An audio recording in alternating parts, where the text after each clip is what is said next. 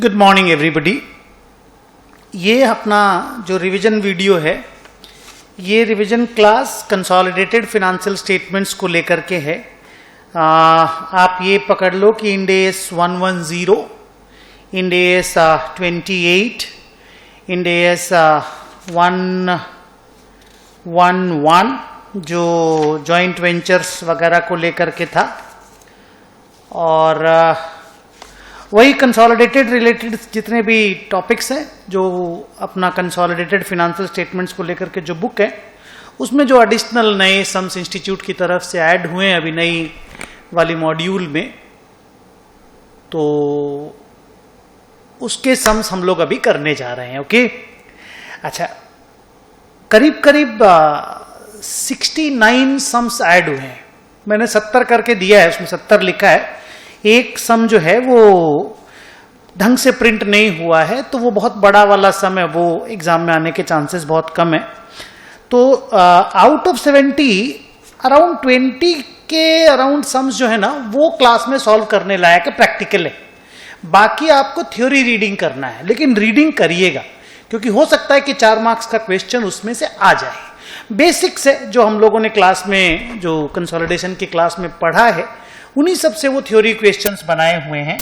तो मैं पहले आपको बता दूं कि आउट ऑफ 70 हम लोग कौन से सम क्लास में करेंगे। ओके, मैं उसका एक लिस्ट पहले बना देता हूं, और बाकी के सम आप रीड करेंगे। मेरी बुक में ही आपको सॉल्यूशन मिल जाएगा। जो लोग ऑनलाइन करते हैं उनको ऑनलाइन में वो सॉल्यूशन सीट और बुक का PDF मिल जाएगा। ओके, तो जो सम हम लोग करेंगे उनका नंबर मैं पहले लिखा देता हूं। सम नंबर 21, 22, 23, 24, 25, 27, 28, 29 वो वाला सम है जो बहुत ही बड़ा सम है।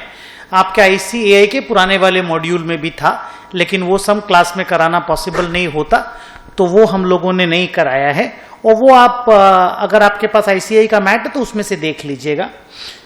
28 के बाद 30, 31, उसके बाद सीधे 49, 50, 58, 59, 60, 61, 62, 63, 64,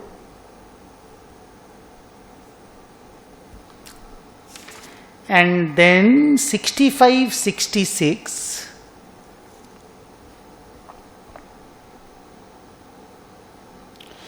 67 and 70। इतने अराउंड सम्स जो है ना बच्चों, हम लोग क्लास में करेंगे आउट ऑफ 70। हाँ, तो 1, 2, 3, 4, 5, 6, 7, 8, 9, 10, 11, 12, 13, 14, 15, 16, 17, 18, 19, 20, 21, 22। तो ये 22 सम्स क्लास में आपको रीड करने के लिए, क्लास में आपको सॉल्व कराने के लिए है। तो मुझे 1 क्लास लगे, 2 क्लास लगे, 3 क्लास लगे, जितना भी लगेगा मैं आप लोगों को ये सारे सम कराऊंगा।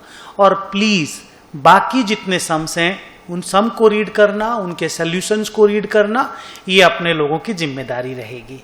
ओके, सो विद दिस अपना सारा रिवीजन का क्लासेस कंप्लीट हो जाएगा। Okay, so let me start with some number 21। और एक छोटी सी बात है, जब सम करते जाएंगे तो मैं आपको जो कंसोलिडेशन के बेसिक्स वगैरह हैं जो आप पढ़ चुके हैं, लेकिन अगर भूल भाल गए होंगे तो मैं आपको याद भी दिलाता जाऊंगा। तो तब तक आप क्वेश्चन नंबर 21 पेज नंबर 86 में देखोगे। चलो स्टार्ट करते हैं। आप पढ़ो, मैं थोड़ा सा पानी का बोतल लेके आता हूं।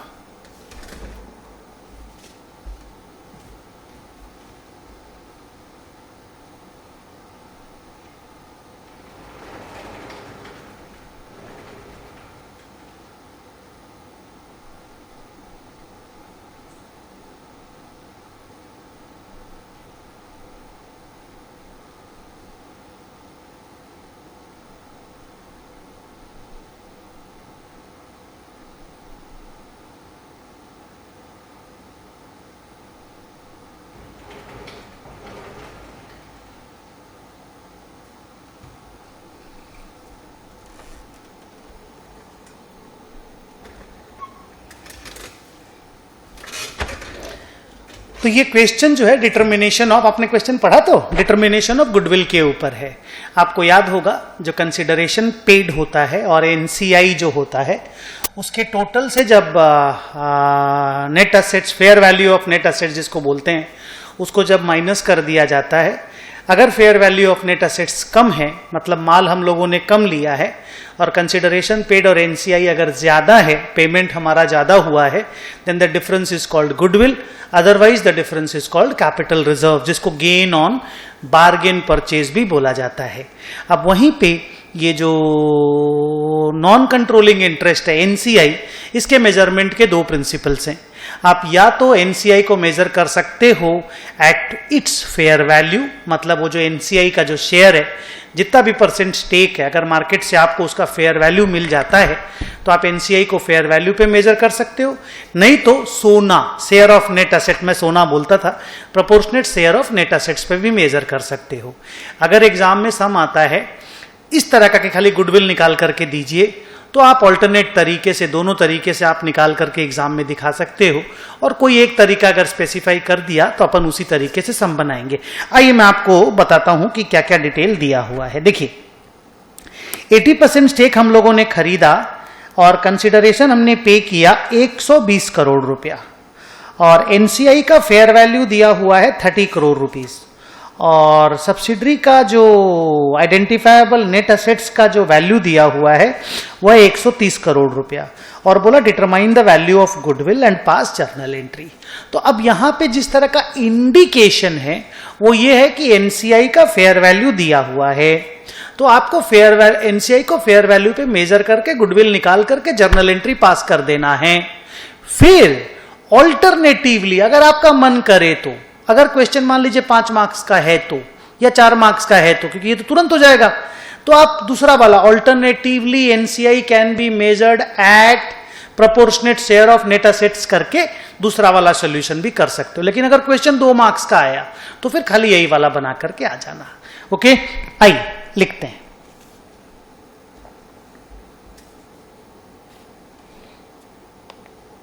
ए NCI measured at fair value। ज्यादातर कंपनियां कंसोलिडेशन में एनसीआई को सोना पे, proportionate share of net asset पे मेजर करती हैं, तो हम लोग पहले फेयर वैल्यू वाला काम करेंगे। तो कंसिडरेशन पेड पहले पता करो कितना है, लिखते भी जाओ मेरे साथ साथ। हाँ, तो अपना कंसिडरेशन पेड है 120 करोड़, और फेयर वैल्यू ऑफ एनसीआई, खाली एनसीआई भी लिख सकते हो, वो दिया है 30 करोड़। दोनों मिलाकर के हो गया 150 करोड़ टोटल कर सकते हो, और less fair value of net assets,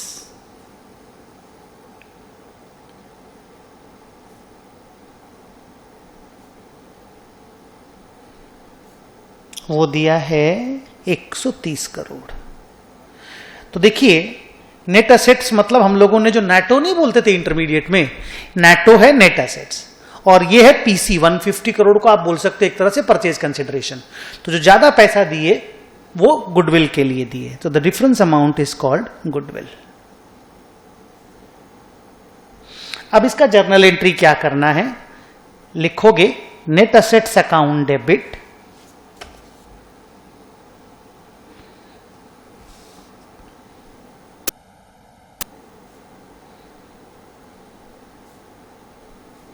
$130।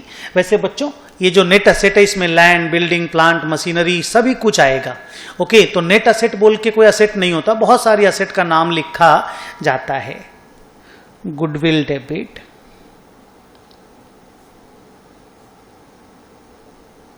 To cash, क्योंकि कैश कंसिडरेशन पेमेंट हुआ है।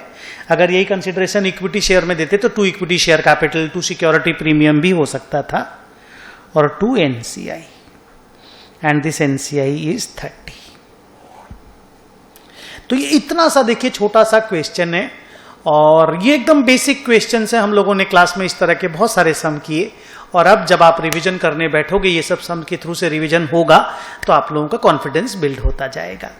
अब हम लोग बी में लिख रहे हैं NCI measured eight proportionate share of net assets.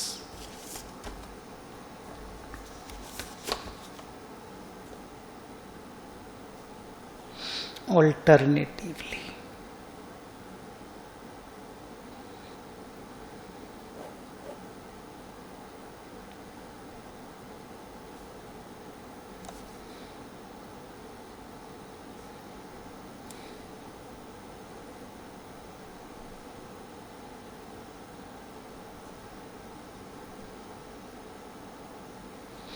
उसमें जो एनसीआई आप मेजर करोगे ना, ये जो नेट एसेट दिख रहे हो इसका 20%, क्योंकि 80% स्टेक हम लोगों ने खरीदा है, तो 20% एनसीआई के पास है, आउटसाइडर लोगों के पास है, माइनॉरिटी शेयर होल्डर्स लोगों के पास है, तो वो इसका 20% पे मेजर होगा, तो वो 26 हो जाएगा। 130 का 20%। पूरा वर्किंग ऐसा ही होगा, खाली एनसीआई चेंज हो जाएगा, अकॉर्डिंगली गुडविल भी चेंज हो जाएगा।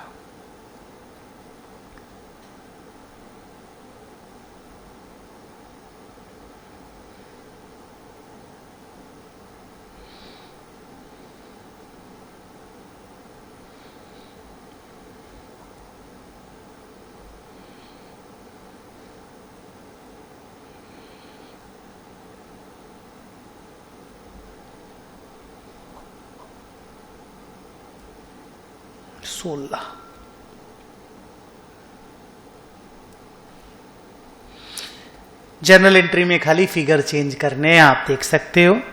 चलो जर्नल कर दो।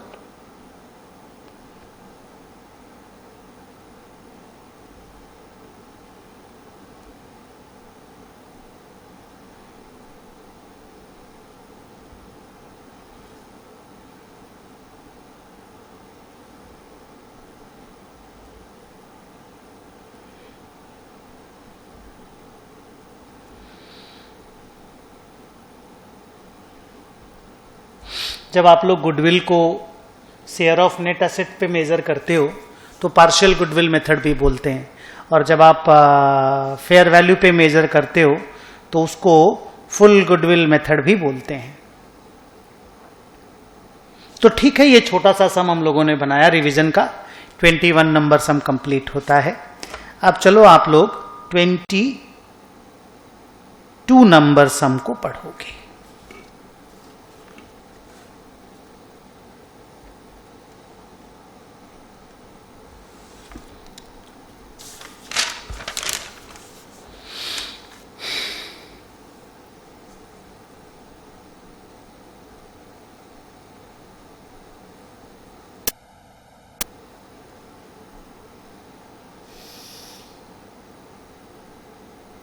पढ़िए, सेम डिटर्मिनेशन ऑफ गुडविल पे ही सम है, आराम से पढ़ो।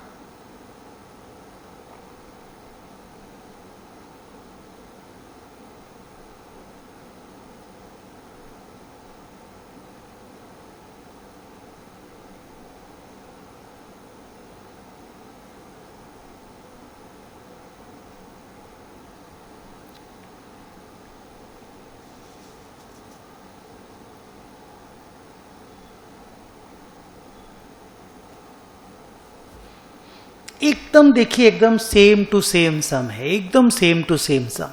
खाली हम आपको लेकिन एक चीज दिखाना चाहते हैं, और आप इस चीज को जरा नोटिस करो कि पिछले सम में जब हम लोग 80% स्टेक खरीदे थे ना, 21 नंबर सम में 80% स्टेक खरीदे थे, 120 करोड़ रुपया दिए थे, और एनसीआई जो 20% को रिप्रेजेंट करता है उसका फेयर वैल्यू 30 करोड़ रुपीस दिया हुआ था। सो 80% 120 और 20% यानी 1/4 तो पूरा मैच कर रहा था।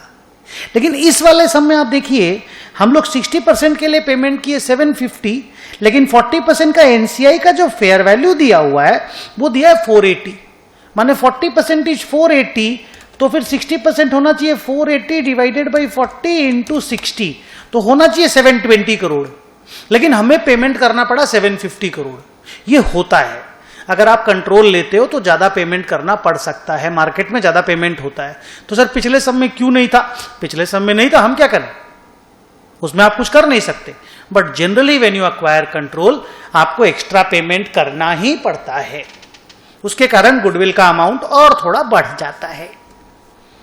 बट ठीक है, उससे अपने सोल्यूशन में कोई फर्क नहीं पड़ता। मेरे को दिखाने का मन था कि देखो ऐसा हो सकता है कि फेयर वैल्यू ऑफ एनसीआई के हिसाब से अगर आप कंसिडरेशन पेड निकालोगे, उसका अगर वैल्यू निकालोगे तो हो सकता है कि वो मैच ना भी करे। तो हम लोगों को वापस से दोनों मेथड से सम बना देना चाहिए। सेम सम है, चलो बना देते हैं। ए एनसीआई रिवीजन है ना, तो सेम सम भी मिले तो रिवीजन कर लेना चाहिए। Measured at fair value, consideration paid,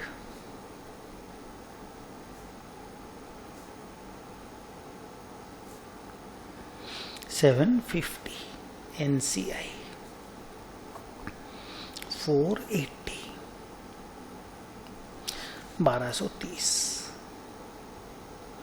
fair value of net assets 1000, goodwill 230। Journal pass क्या होगा? Net assets account debit, sorry, net assets account debit 1000। Copy कर लो, आप लोग नहीं कर पाए होंगे, वो फ्रीज किया हुआ था ना।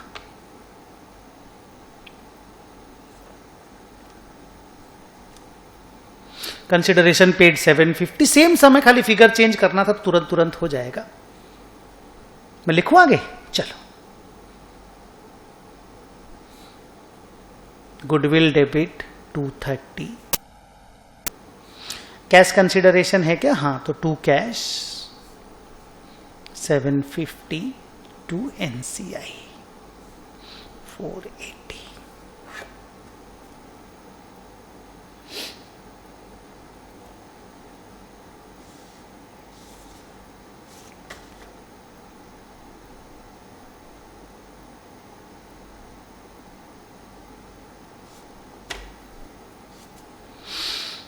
B, NCI measured at proportionate share of net assets.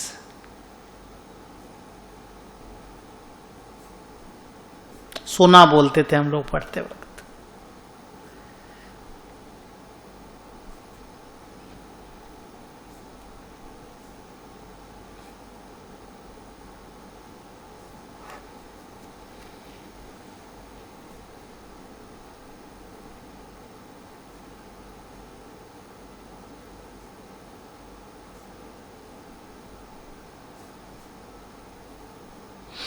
NCI को 40% ऑफ नेट असेट 1000 पे मेजर करना पड़ेगा, जो कि है 400।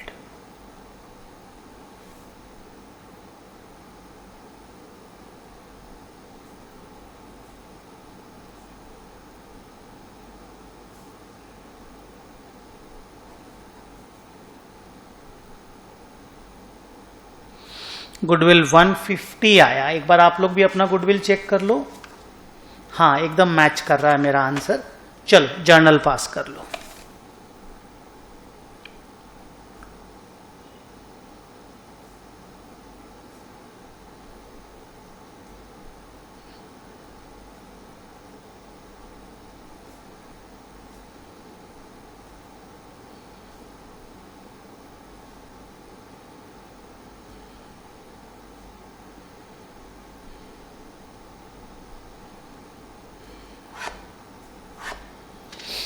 ये जो गुडविल आती है कंसोलिडेशन वाली, इसी गुडविल को एनुअल इम्पेयरमेंट टेस्टिंग में डालना ही पड़ता है। हर साल इस गुडविल का इम्पेयरमेंट टेस्टिंग होता है। और ये जो एनसीआई है, हर साल सब्सिडरी कंपनी जितना प्रॉफिट अर्न करेगा, लॉस होगा, डिविडेंड देगा, उसके कारण इस एनसीआई का वैल्यू अकॉर्डिंगली चेंज होता जाएगा। सब्सिडरी अगर प्रॉफिट अर्न किया तो एनसीआई को इसका 40%, मैं इस क्वेश्चन के हिसाब से बोल रहा हूँ, 40% शेयर ऑफ प्रॉफिट मिल जाएगा। सब्सिडरी कंपनी को अगर लॉस हुआ तो एनसीआई का अमाउंट गिर जाएगा, है ना। और सब्सिडरी कंपनी ने अगर डिविडेंड पेमेंट किया तो एनसीआई को कैश मिल जाता है, तो एनसीआई का अमाउंट वैल्यू गिर जाता है। तो ये सब के सम्स हम लोग अलग से कर चुके हैं। अब आइए हम लोगों का नेक्स्ट सम है क्वेश्चन नंबर 23, पेज नंबर 87।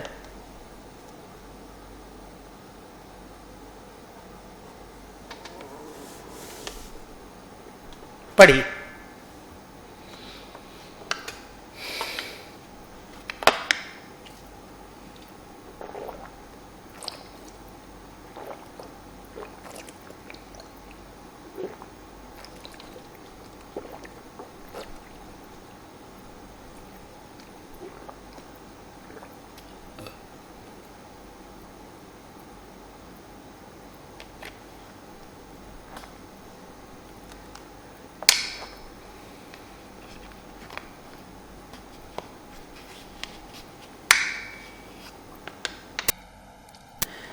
ये गेन ऑन बार्गेन परचेज पे सम है।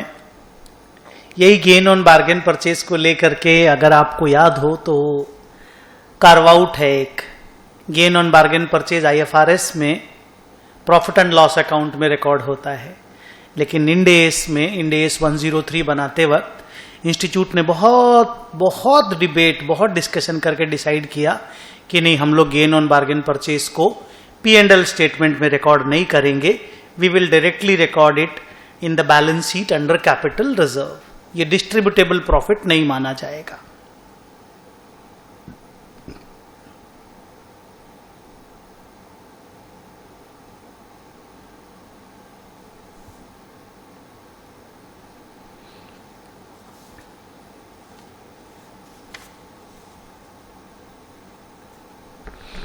तो अगेन दोनों मेथड से निकाल देते हैं और क्या, सेम ही तो सम है, बस अब की बार गेन ऑन बार्गेन परचेज आएगा। चलो स्टार्ट करते हैं। NCI measured at fair value.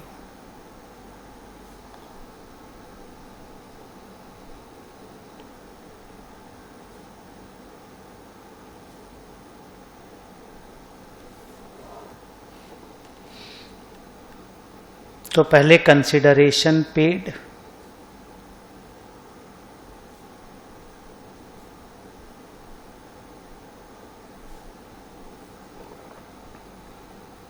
$400। NCI जो कि फेयर वैल्यू पे मेजर किया हुआ है, फेयर वैल्यू दिया हुआ है 100, टोटल हो गया 500। Fair value of net assets ये दिया हुआ है 520। तो यहां देखिए साफ, हम लोगों ने पेमेंट किया 500 और हमको माल मिला 520 का, तो हम लोगों को प्रॉफिट हुआ 20 का, जिसको गेन ऑन बार्गेन परचेज बोलते हैं।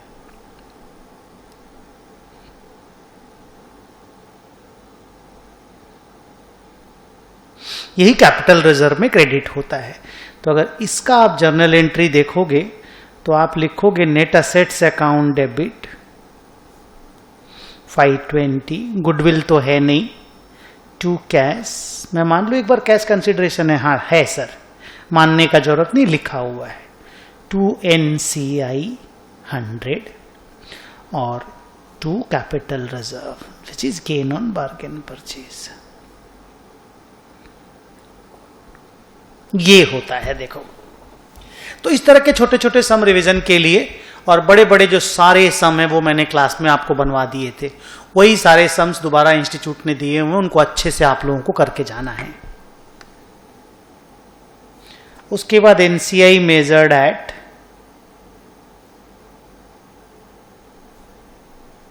proportionate share of net assets।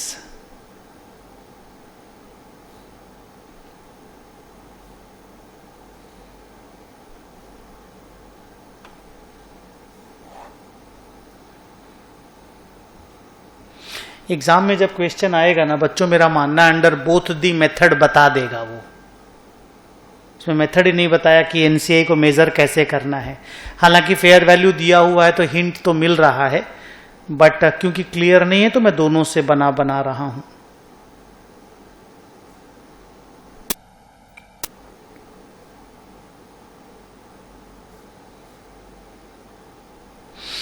NCI कितना परसेंट स्टेक है एनसीआई के पास? 20%। और ये 20% आप किसका लोगे? नेट असेट्स का। नेट असेट कितना है? 520। तो 520 का 20% 104 504 और fair value of net asset है 520। 16 का गेन ऑन बार्गेन परचेज।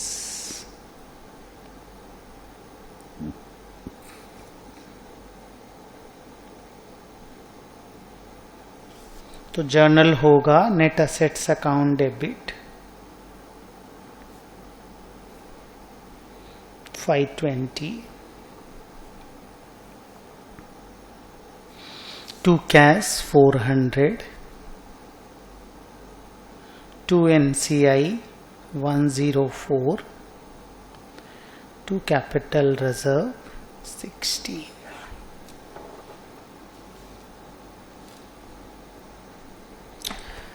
इस तरह के एपिसोड का लास्ट क्वेश्चन है अपना क्वेश्चन नंबर 24।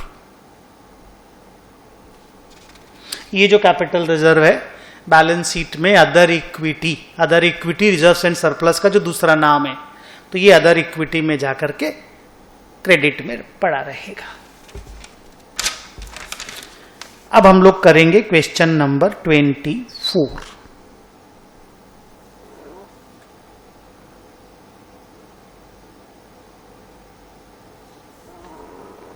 सिमिलर सम्स में ये लास्ट सम है।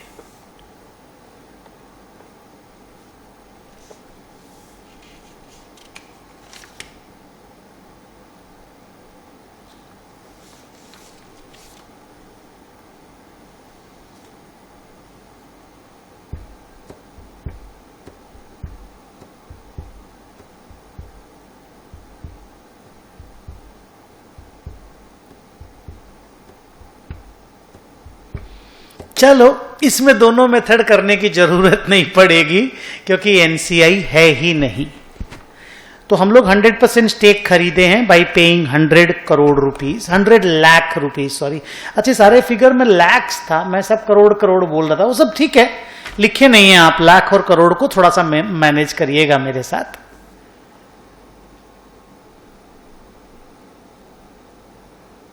तो कंसिडरेशन पेड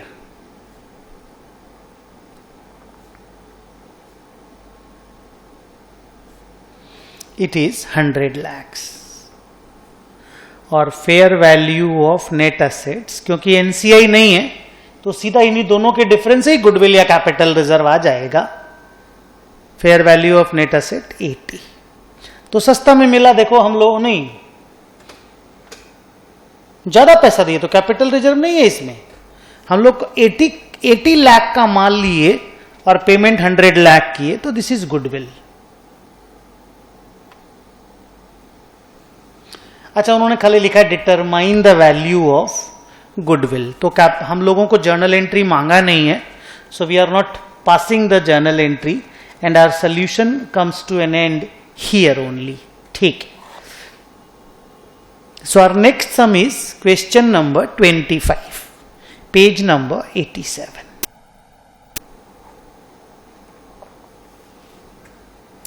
तो जैसे जैसे सम करते जाएंगे ना, मैं आपको वो कॉन्सेप्ट भी बताता जाऊंगा, तो उस तरह से थोड़ा सा बैकग्राउंड या थ्योरी का नॉलेज भी आपको वापस से रिवाइज होता जाएगा, नॉलेज भी मिलता जाएगा जो रिवीजन वीडियो से ही क्लास कर रहे हैं। चलो,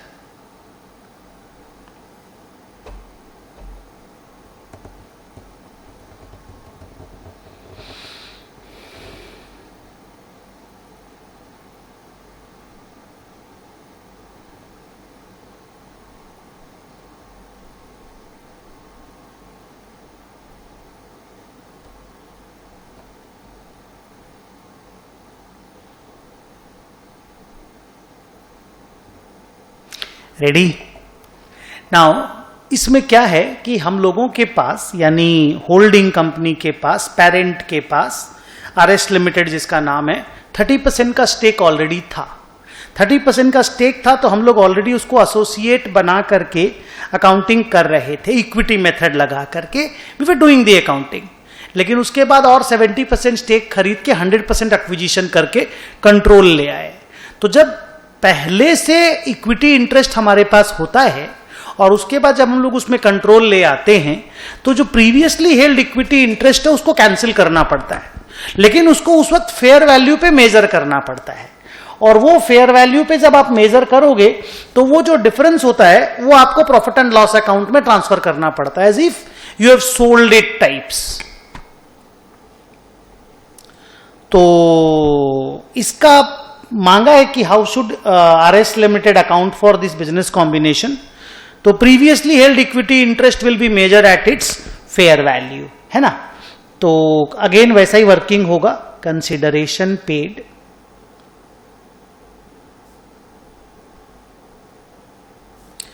and the amount of consideration paid is how much बच्चा 700 lakhs। फिर fair value of previously held equity interest,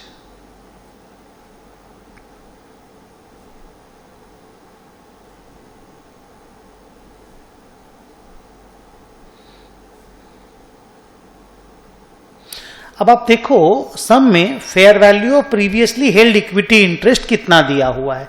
नहीं दिया हुआ है ना अगर, तो हम लोग इसके बेसिस पे निकाल लेंगे 700 इज द पेमेंट फॉर 70%, तो 30% का कितना है अगर नहीं दिया तो, और अगर दे दिया तो ठीक है, नहीं दिया हुआ है 300 lakhs। अच्छा देखो बच्चों, इसका जो कैरिंग अमाउंट है हमारे बैलेंस शीट में, जो कैरिंग अमाउंट है वो है 100 लाख, लेकिन फेयर वैल्यू 300 लाख और हम लोग को 300 लाख पे मेजर करना है। तो अगर हमारा कोई इन्वेस्टमेंट जिसका बैलेंस शीट में कैरिंग अमाउंट 100 लाख है, लेकिन हम लोग उसको 300 लाख में मेजर करेंगे तो इन्वेस्टमेंट का वैल्यू बढ़ रहा है ना, तो हम लोगों को प्रॉफिट होगा। आप देखिएगा जर्नल एंट्री में भी आएगा। तो ये हो गया टोटल 1000 लाख। और fair value of net asset अब निकालना पड़ेगा हम लोगों को, क्योंकि नेट असेट हम लोग को रिकॉर्ड करना पड़ता है in business combination. Fair value of net asset दिया हुआ है 800 लाख। तो जो डिफरेंस का अमाउंट हो गया वो गुडविल का हो गया।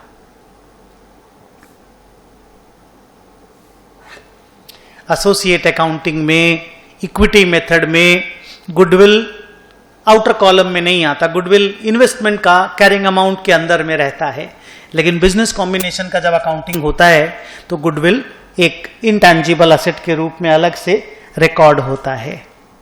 तो अब इसका जर्नल एंट्री क्या होगा? इसका जर्नल एंट्री से अकाउंटिंग पूरा क्लियर हो जाएगा कि हम लोग पहले एसोसिएट का नेट असेट लिखते नहीं थे, लेकिन जैसे ही वो सब्सिडरी बन जाएगा तो उसका सब कुछ अपने को अपने बैलेंस शीट में लिख करके कंसोलिडेशन करना पड़ेगा। तो हम लोग नेट असेट रिकॉर्ड करेंगे उसका 800 का, गुडविल रिकॉर्ड करेंगे 200, टू कैश, ये मानते हुए कि पेमेंट कैश में हुआ है, मानते हुए भी नहीं, सब में लिखा भी है। अब यहां देखो टू इन्वेस्टमेंट, मैं डायरेक्टली 300 लिख सकता हूं, लेकिन फिर मेरे को अलग से प्रॉफिट का एंट्री मारना पड़ेगा 200 का। अब हम क्या कर रहे हैं, टू इन्वेस्टमेंट लिख देते हैं 100 लाख जो कि मेरे बैलेंस शीट में है, और to profit and loss account 200 lakh. This is the gain due to measurement of previously held equity interest at fair valuation, जिसका कैरिंग अमाउंट 100 लाख था, मैंने उसको 300 लाख में मेजर करके उसके बाद कैंसिल किया, तो वो 200 लाख रुपया का profit gain in previously held equity interest है ये।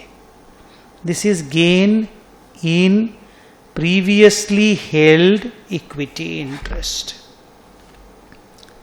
तो इसको मैं 2 एंट्री करके भी कर सकता था। पहले इन्वेस्टमेंट के कैरिंग अमाउंट को फेयर वैल्यू पे ला सकता था by passing an entry investment account debit to profit and loss.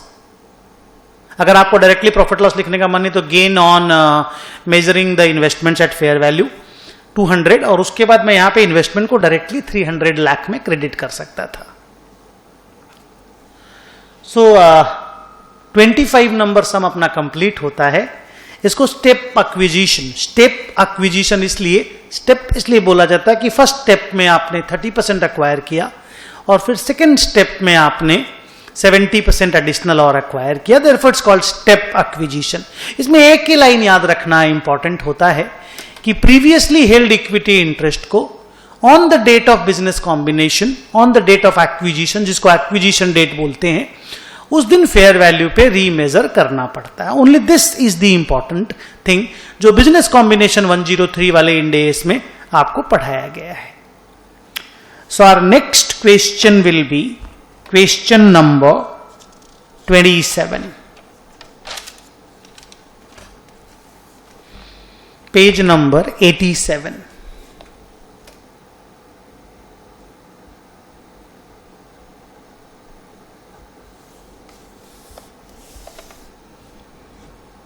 पढ़िएगा।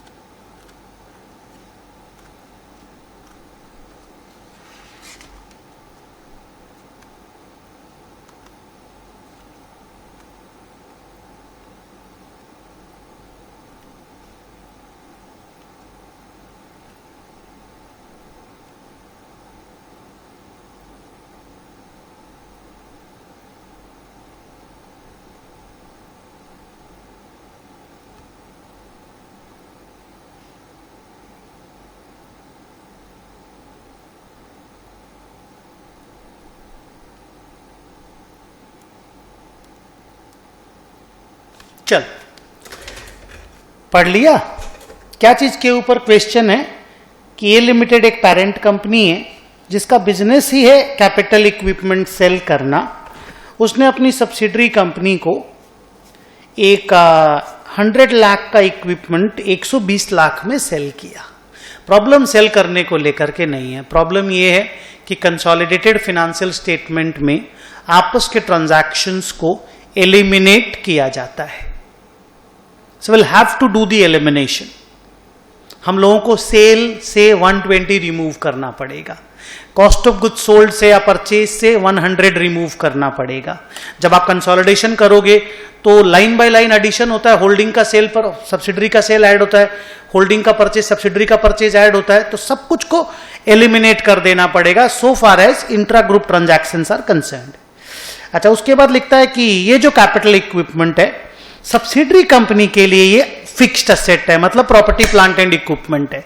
तो उन्होंने प्रॉपर्टी प्लांट एंड इक्विपमेंट को 120 में रिकॉर्ड कर लिया है।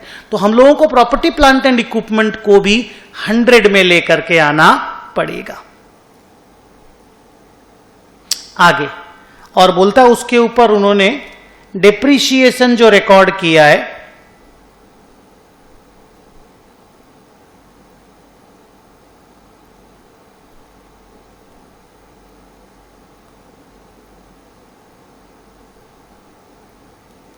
वो यूजफुल लाइफ के हिसाब से 10 ईयर्स है समझ लो, तो मैं मान लेता हूं 12 लाख उन्होंने रिकॉर्ड किया है। Am I correct? तो उनकी बैलेंस शीट में वो प्रॉपर्टी प्लांट एंड इक्विपमेंट कितने में लिखा होगा? 120 में उन्होंने खरीदा, बी लिमिटेड, तुम अपने आप को बी लिमिटेड पकड़ लो, तो तुमने 120 में मेरे से खरीदा और तुमने 12 का डिप्रीशिएशन उसमें से माइनस किया, तो तुम्हारी बैलेंस शीट में वो 120 माइनस 12 108 में वो तुम्हारी बैलेंस शीट में लिखा हुआ है। लेकिन क्योंकि वो ग्रुप का असेट है, मेरे से ही तुमने खरीदा, मान लो मैं पेरेंट हूं, मेरे से ही तुमने खरीदा है, तो वो हम लोगों की जब बैलेंस शीट, तुम्हारी इंडिविजुअल बैलेंस शीट में 108 में है, वो परफेक्ट है क्योंकि तुम्हारे लिए कॉस्ट 120 है, तुमने 120 पे डेप्रीशिएशन 12 दिया, परफेक्ट। लेकिन जब हम ग्रुप का बैलेंस शीट बनाएंगे तो ग्रुप के लिए तो उस असेट का कॉस्ट 100 ही है, और अब क्योंकि वो प्रॉपर्टी प्लांट एंड इक्विपमेंट है तो 100 के ऊपर डिप्रीशिएशन 10 ही होना चाहिए, तो वो रिफ्लेक्शन असेट का 90 में आना चाहिए। तो तेरी बैलेंस शीट में क्योंकि वो 108 में है, तो मैं जब उसको मिलाऊंगा तो 18 lakh rupees, remember 18 lakh rupees हम प्रॉपर्टी प्लांट एंड इक्विपमेंट से कम कर देंगे।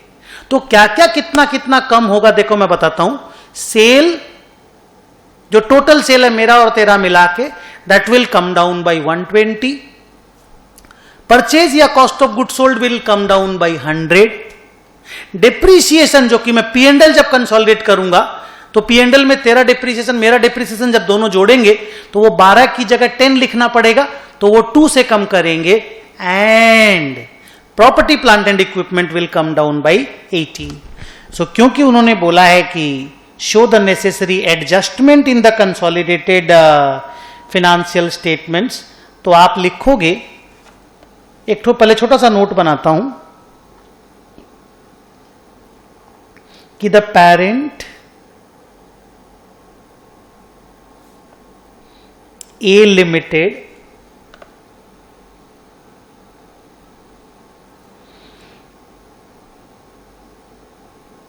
is involved in the business of selling capital equipment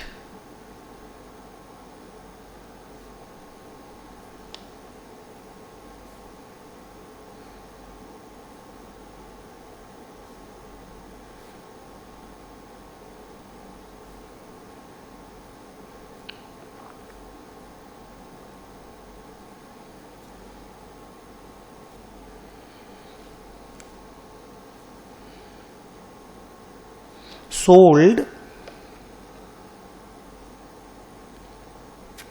a capital equipment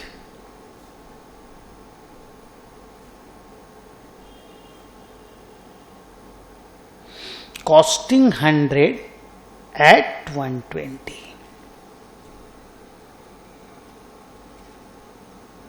है ना? So while consolidation उन्होंने मांगा भी, show the necessary adjustment, show the consolidation adjustments will be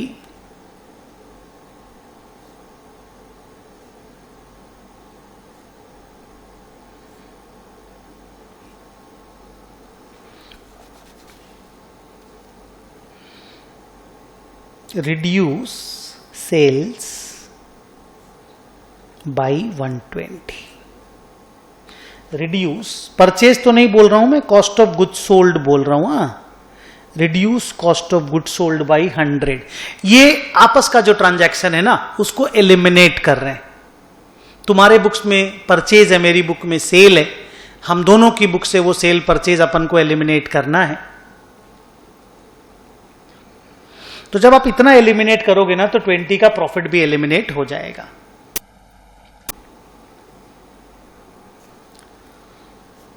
reduce, अच्छा आप देख सकते हो यहां पे प्रॉफिट है 20 का। Reduce PPE by 18 and reduce depreciation by 2।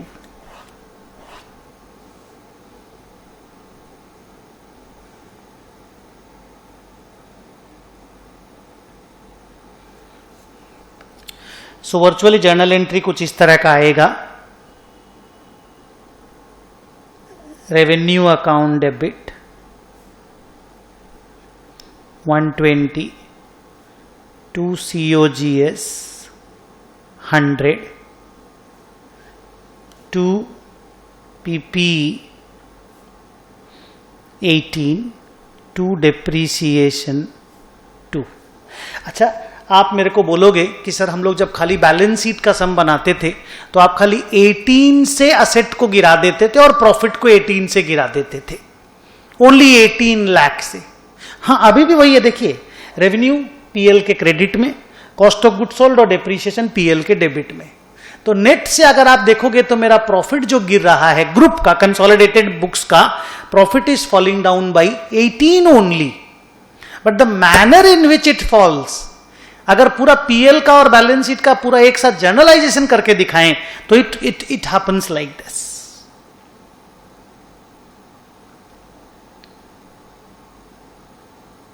Okay, चलो अगला क्वेश्चन हम लोग करते हैं। Question number 28, page number 87।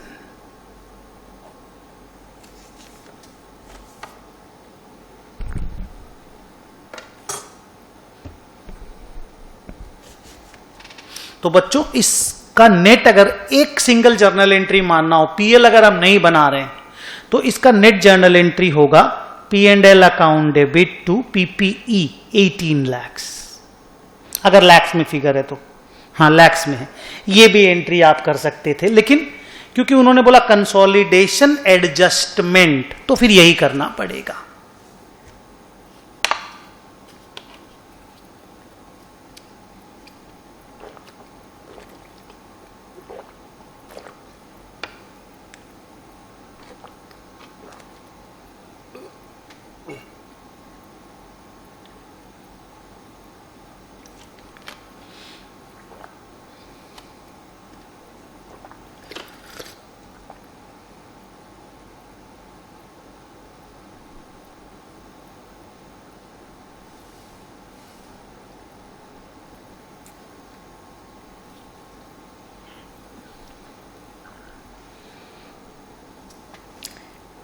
ए लिमिटेड, चलो पढ़ो, ये बहुत बढ़िया है। इस तरह का क्वेश्चन ना बच्चों हम लोगों ने उसमें नहीं किया था। जो मेन वाला जो अपना टॉपिक था कंसोलिडेशन का, जिसमें 8-10 क्लासेस मैंने ली थी, इस तरह का सम जो 28 नंबर सम है, उस तरह का सम हमने नहीं किया है, बट बहुत इजी है, पढ़ लो।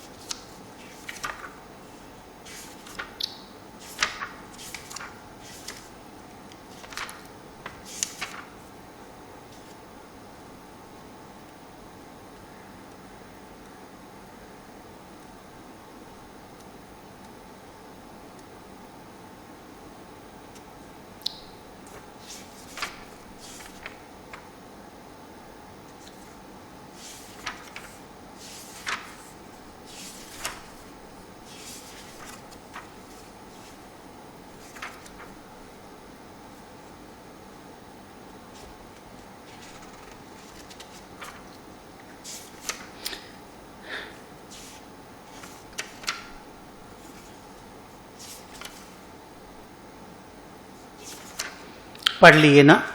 क्या बोला है कि सर एक इन्वेस्टमेंट एंटिटी था जो अपने इन्वेस्टमेंट्स को फेयर वैल्यू पे मेजर कर रहा था, और अब वो कंपनी डिसाइड किया है कि उसका स्टेटस चेंज हो गया, अब वो इन्वेस्टमेंट एंटिटी नहीं रहा।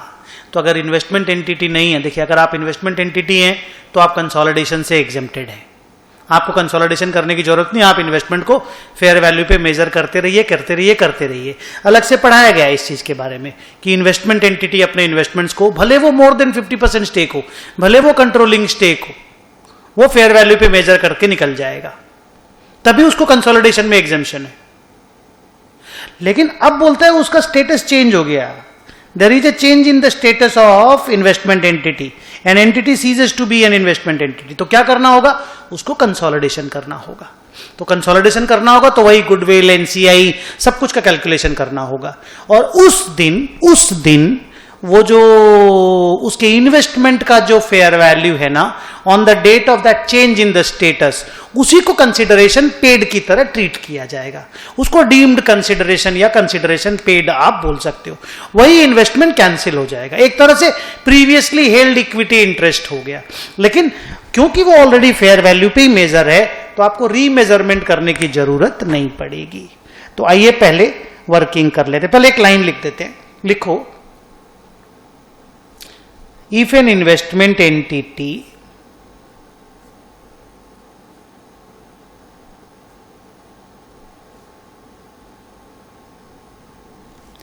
ceases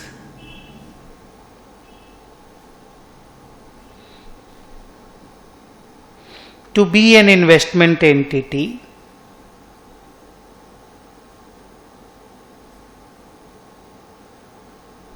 then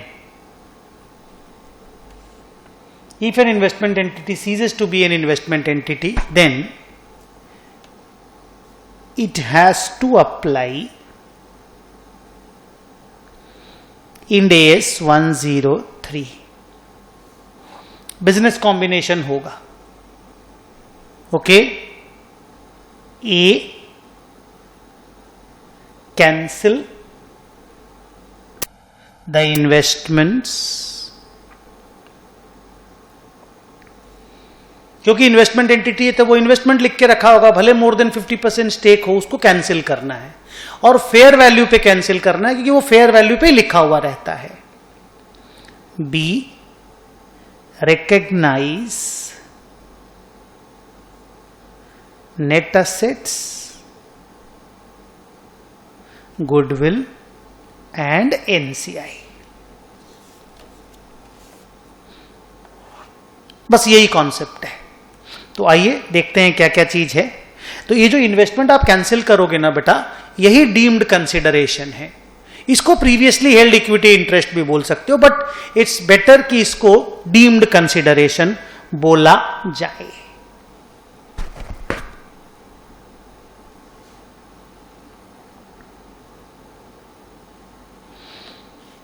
तो डीम्ड कंसिडरेशन या कंसिडरेशन पेड, पेड वर्ड अभी ठीक नहीं, क्योंकि अभी मैंने पे नहीं किया है, पे बहुत पहले किए थे। ये फेयर वैल्यू पे, फेयर वैल्यू ही दिया हुआ है 4 लाख। फिर एनसीआई, ये आपको क्वेश्चन बताएगा फेयर वैल्यू है या कैसे है। लिखा है assume NCI is measured at fair value, तो फेयर वैल्यू तो क्वेश्चन ही देगा 1 लाख। ये टोटल हो गया 5 लाख। और fair value of net assets 4,50,000। तो हमको ज्यादा पेमेंट करना पड़ा है, so there will be goodwill 50,000।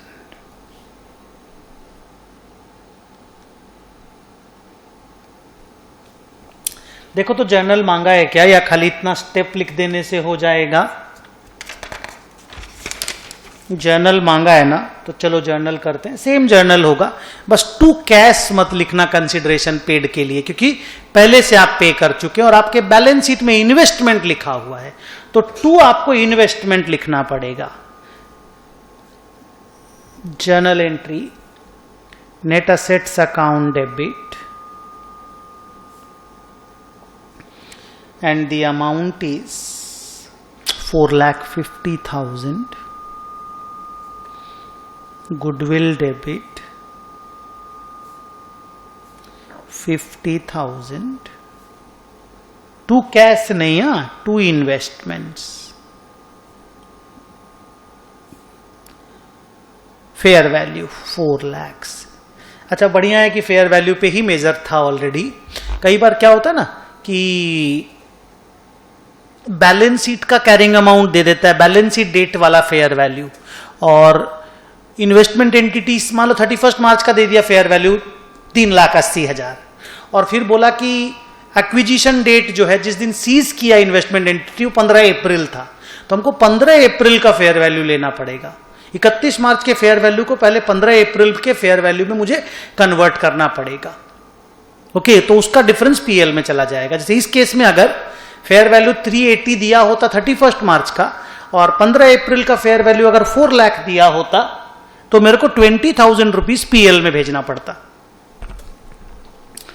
तो to investments 4 lakh, to NCI 1 lakh. इसमें इतना काफी है कि इन्वेस्टमेंट हम कैंसिल करेंगे, नेट एसेट, गुडविल और एनसीआई हम रिकॉग्नाइज करेंगे, लिखेंगे ये तीनों, हटाएंगे इन्वेस्टमेंट।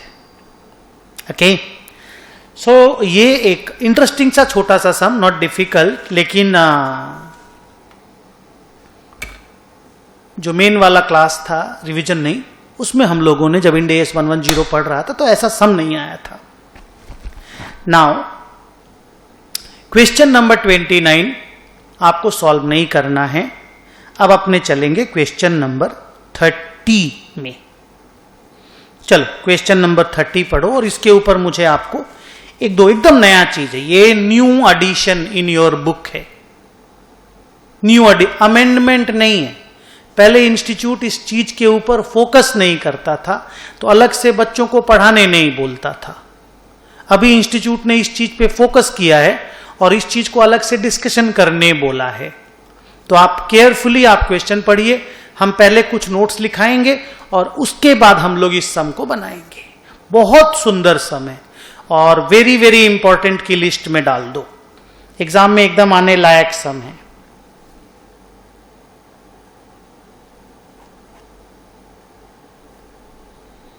दो सम मुझे बहुत नए और बहुत इंटरेस्टिंग लगे, जो इंस्टीट्यूट पहले नहीं दिया था, अभी जब बुक उन्होंने रिवाइज किया तो उन्होंने डाला है।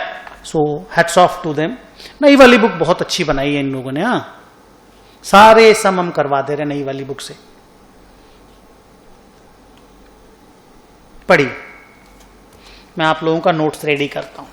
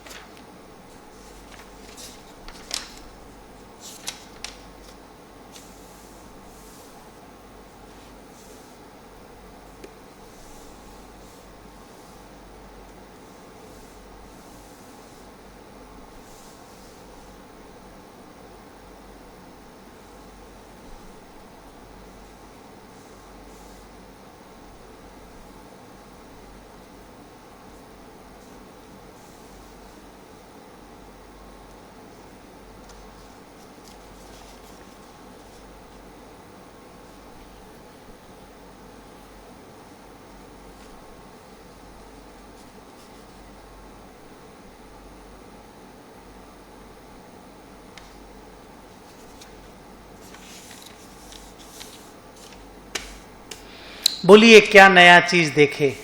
पढ़ रहे हैं, पढ़ लीजिए, आराम से पढ़िएगा, एकदम टाइम लेकर के। बहुत इंटरेस्टिंग टॉपिक है, न्यू एडिशन है।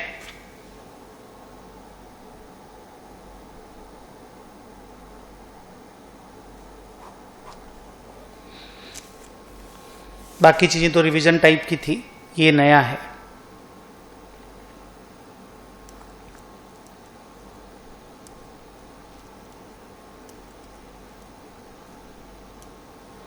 पढ़ लिए, चलिए मैं एक बार आपके साथ पढ़ता हूं। MN Limited was holding 80% stake in UV Limited. Now MN Limited has disposed its entire stake in two tranches. Transaction 1, sale of 25% stake for 2.5 lakh rupiah. Transaction 2, sale of 55% stake for 5,50,000. Both the transactions have happened within a period of 1 month. In accordance with the guidance given in Ind AS 110, both the transactions have to be accounted for as a single transaction. दो अलग अलग transaction हुआ है, लेकिन दोनों का accounting एक साथ करना है. लॉस ऑफ कंट्रोल की अकाउंटिंग एक साथ करनी है. इसके पहले भी आपने लॉस ऑफ कंट्रोल के सम्स बनाए हैं, ऐसा नहीं कि नहीं बनाए हैं, लेकिन यहां पे दो ट्रांजैक्शन करके कंट्रोल का लॉस हो रहा है और दोनों ट्रांजैक्शन को they have to be accounted for as a single transaction. तो इसकी अकाउंटिंग कैसे होती है, या ऐसा कब होता है कि जब दो ट्रांजैक्शन के थ्रू से कंट्रोल लॉस होगा और हम उसको एक सिंगल ट्रांजैक्शन के रूप में अकाउंट फॉर करेंगे. यहां तो चलो क्वेश्चन में हिंट दे दिया कि the two transactions will be accounted for as a single transaction, लेकिन इंड AS 110 का गाइडेंस क्या है इस चीज को लेकर के, कैसे पहचानेंगे कि दो ट्रांजैक्शन को एक ट्रांजैक्शन करके अकाउंटिंग करनी है और फिर अकाउंटिंग प्रोसेस क्या होगा, ये हम आपको इस क्वेश्चन के थ्रू से एक्सप्लेन करेंगे. बट बिफोर दैट आप अपनी कॉपी में एक सुंदर सा नोट लिखो और ये थियोरी का आपका नोट होगा. ओके, लिखो. A parent start. A parent may lose control of a subsidiary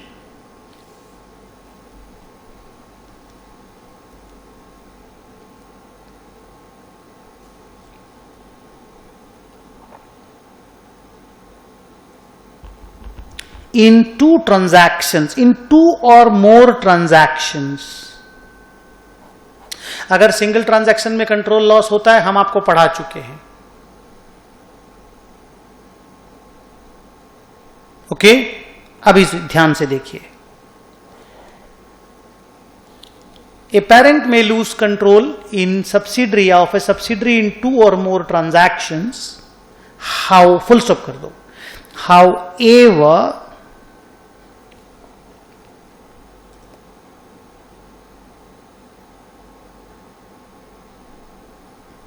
the circumstances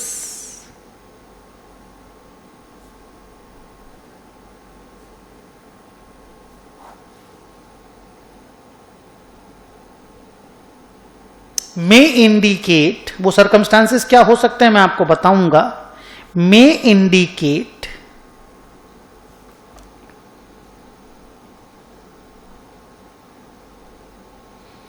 that they should be accounted for as a single transaction.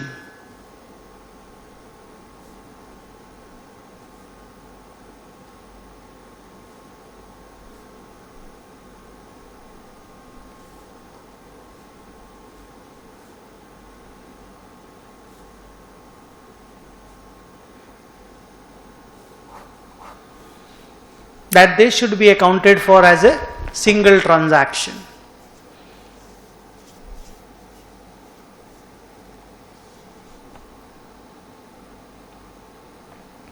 अब दो ट्रांजैक्शन को दो करना है या एक करना है, इसको लेकर के जो गाइडेंस है इंड AS 110 में कैसे दिया है मैं आपको बताता हूं. इंड AS 110 बोलता है कि अगर दो ट्रांजैक्शन किया गया और आपको ये सब चीजें देखने मिली, नीचे मैं बोलूंगा अभी, ये सब चीजें देखने मिली,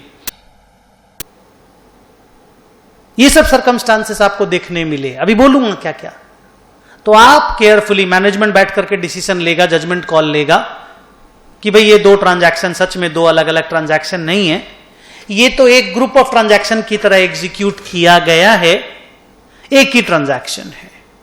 ओके, लिखो. द सर्कमस्टांसेस आर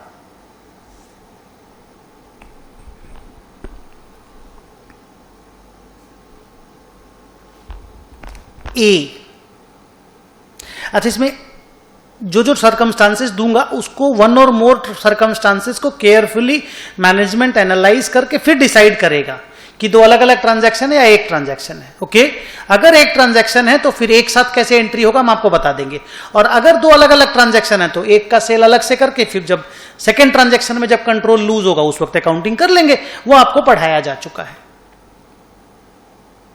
ओके चलो, a they are entered into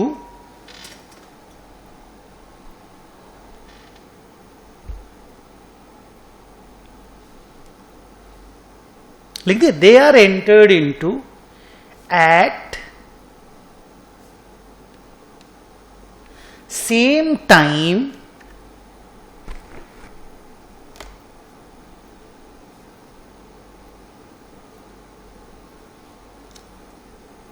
or in contemplation of each other.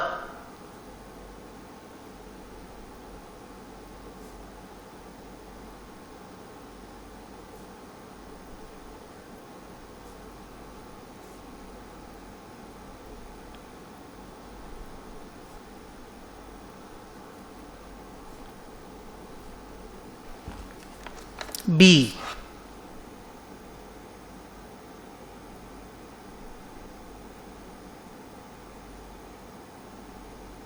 they form a single transaction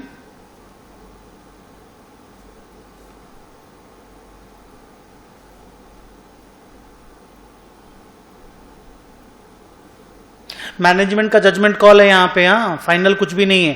question paper में देखिए लिख दिया है कि it's a single transaction.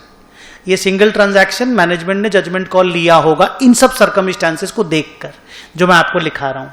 They form A single transaction designed to achieve an overall commercial effect, designed to achieve a या an overall commercial effect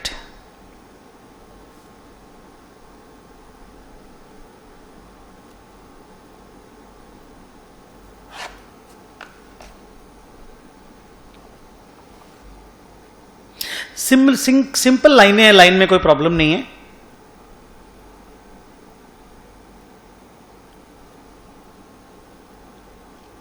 they are interdependent,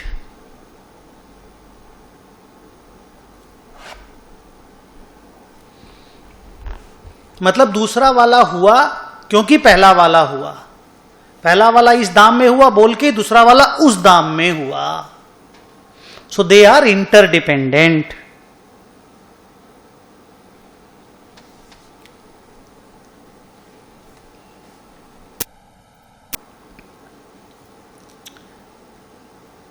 One transaction, obviously out of the two, हाँ, one transaction लिखोगे हाँ, on its own is not economically justified.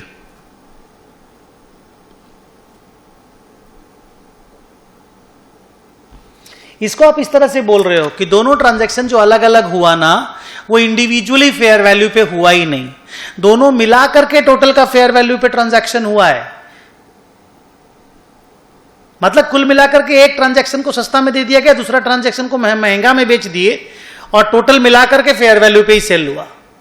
इस तरह से ये लोग आपस में डील सेटल कर रहे हैं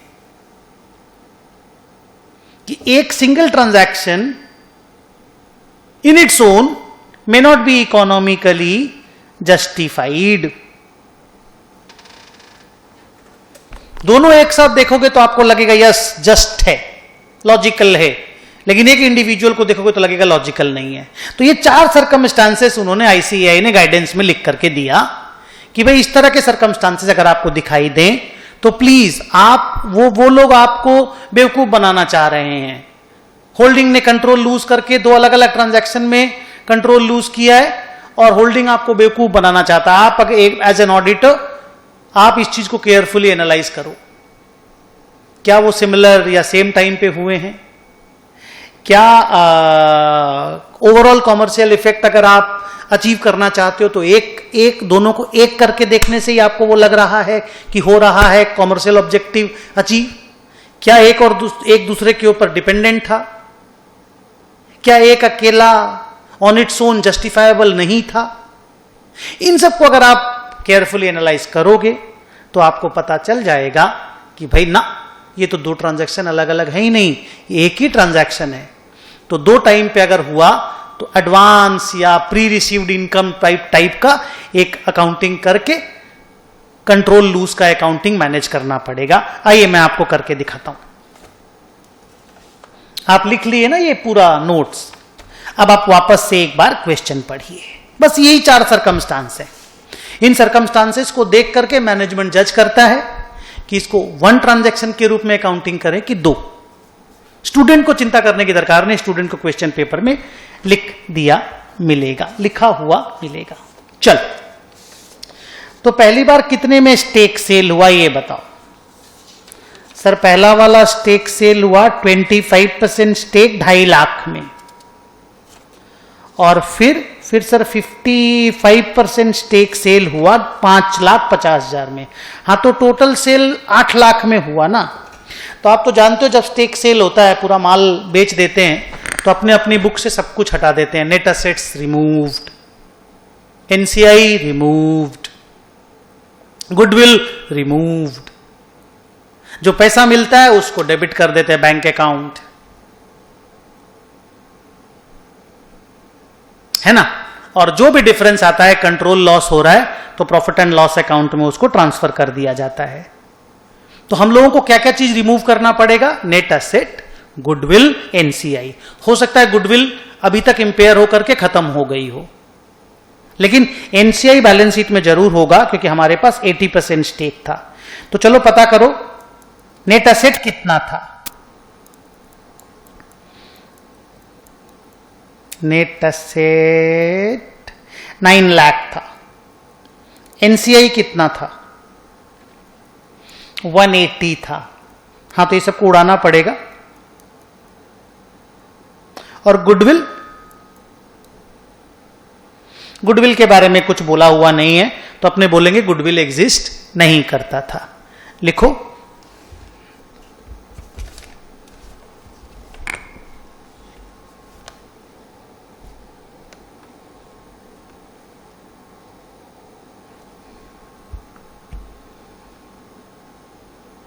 ready?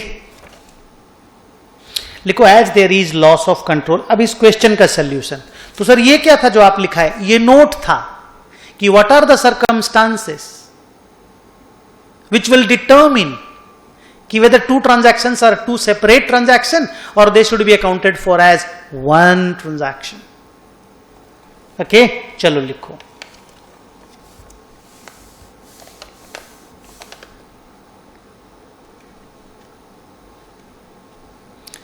As there is loss of control,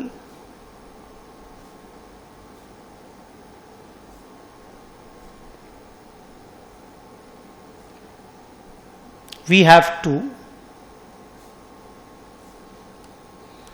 remove या derecognize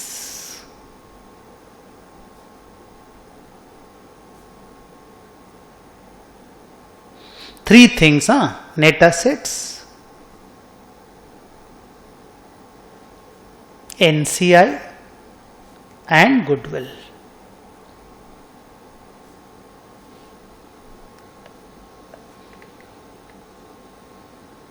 ये हमें ये पढ़ा चुके हैं आप लोगों को। बस ये चीज नहीं पढ़ा है कि 2 ट्रांजैक्शन को एक कैसे मैनेज किया जाता है, क्योंकि इंस्टीट्यूट ने इसको नया ऐड किया है।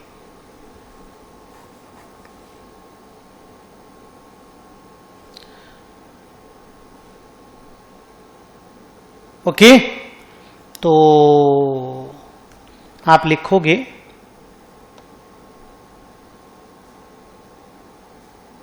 Recognise consideration received.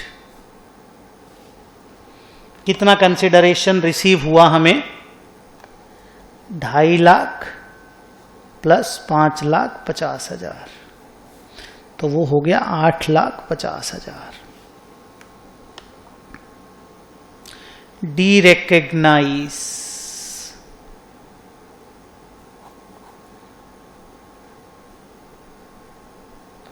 Net assets 9 lakh. Net asset क्योंकि डेबिट का चीज है, हटाएंगे तो क्रेडिट करना पड़ेगा। एनसीआई जो क्रेडिट का चीज है, हटाएंगे तो डेबिट करना पड़ेगा। एनसीआई 180 में मैनेज किया हुआ है। नेट पे हटाएंगे तो 7,20,000 आएगा। प्रॉफिट जो आया वो है 1,30,000।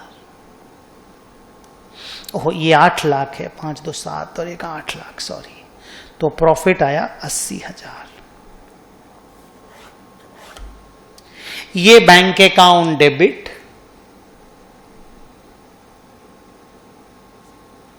बैंक अकाउंट डेबिट, ये एनसीआई डेबिट 8 और 1 980, 2 नेट एसेट 8 लाख और 2 profit on sale of stake in subsidiary या प्रॉफिट ऑन सेल पीएनएल में चला जाएगा ये पूरा, बिकॉज कंट्रोल खत्म हो गया तो पूरा प्रॉफिट पीएनएल में चला जाएगा 80,000। इस तरह का जर्नल होता है। लेकिन क्योंकि 2 अलग अलग टाइम पे बैंक डेबिट होगा, पैसा हमें 2 अलग अलग टाइम पे मिल रहा है, तो उसको कैसे मैनेज करेंगे उसको लेकर के मुझे अलग से बताना पड़ेगा। नॉर्मली द एंट्रीज, अगर ये सिंगल ट्रांजैक्शन में होता है, एक ट्रांजैक्शन में, तो the entry would have been bank account debit 8 lakh, NCI debit 180, जैसा मैंने पढ़ाया आपको क्लास में, NCI debit 180 980, 2 net asset 9 lakh, 2 PNL 80,000।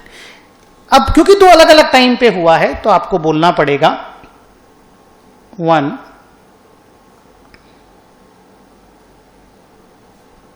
if control is lost in first transaction,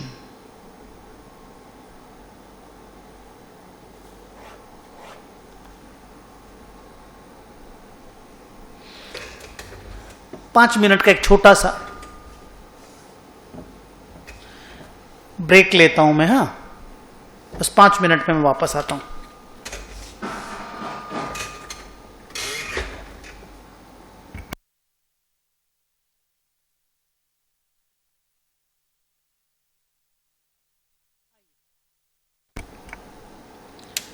अब देखिए इसमें थोड़ा सा, जैसे अभी तो मैंने क्या बोला कि अगर मैं एक साथ ये पैसा हमें मिला होता 8 लाख रुपया, तो मैं एंट्री मारा होता bank account debit 8 lakh, NCI debit 180, 2 net asset 9 lakh, 2 profit and loss account 80,000। पर क्योंकि मुझे पैसा अलग अलग टाइम पे मिला है, तो मुझे वो एडवांस और आउटस्टैंडिंग और रिसीवेबल टाइप से कुछ एंट्री खड़ी करनी पड़ेगी। तो if the control is lost on the date of first transaction या if the control is lost on the date of second transaction, और आपको यह मान के चलना पड़ेगा कि अगर पहला ट्रांजैक्शन में भी कंट्रोल लॉस हुआ है, आप कौन से डेट में कंट्रोल लॉस की अकाउंटिंग मारना चाहते हो, एंट्री मारना चाहते हो, वो मैनेजमेंट डिसाइड करता है। ओके, तो अगर पहला डेट में कंट्रोल लॉस की अकाउंटिंग हो रही है, तो वो जो सेकेंड ट्रांजैक्शन में जो पैसा मिलने वाला है ना, उसको रिसीवेबल बोल के खड़ा करना पड़ेगा, एक डेटर के टाइप से खड़ा हो जाएगा। तो if the control is lost on the first transaction date, then the amount receivable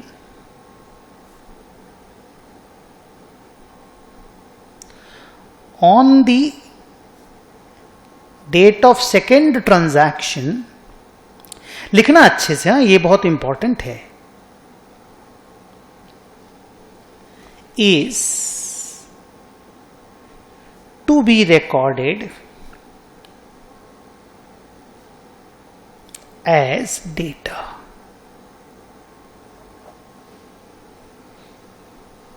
sir मतलब ये देख, बैंक अकाउंट डेबिट 2.5 लाख, इसी दिन कंट्रोल लॉस की अकाउंटिंग करनी है। डेटर अकाउंट डेबिट 5,50,000 टू, और एनसीआई डेबिट, ये 8 लाख हो गया, एनसीआई डेबिट 1,80,000, 2 नेट एसेट्स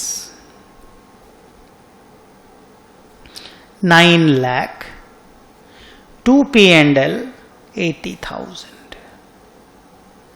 ये एंट्री फर्स्ट डेट में मारी जाएगी। लेकिन सर फर्स्ट डेट में कंट्रोल लॉस की अकाउंटिंग करनी है कि सेकेंड डेट में कंट्रोल लॉस की अकाउंटिंग करनी है, ये कैसे डिसाइड होगा?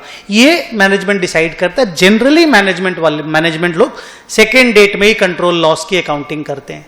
तो सर पहला डेट में जो पैसा मिला हुआ रहता है उसका क्या होता है?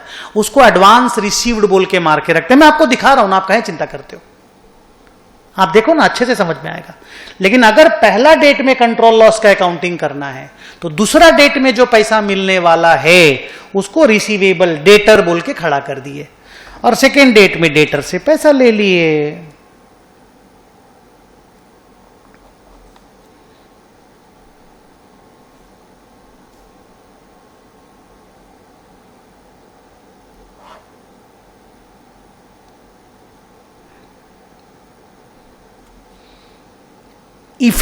इन इफेक्ट वही 8 लाख ही है, टोटल पैसा 8 लाख ही मिला है, दो अलग अलग डेट में मिला है। तो रिसीवेबल और एडवांस रिसीव्ड टाइप का एडजस्टमेंट करना पड़ता है। तो ये हो गया, अगर मैनेजमेंट ने डिसाइड किया कि we are going to do the accounting for loss of control on the first date, then this is how we will do the accounting. And if the management has decided that the control is lost on the second date, लिखो if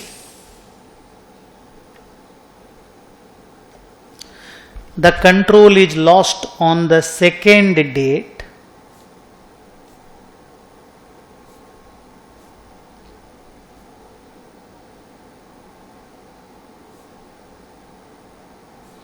then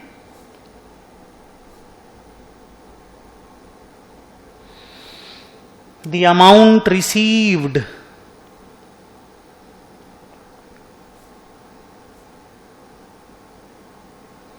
on first date is recorded as advance.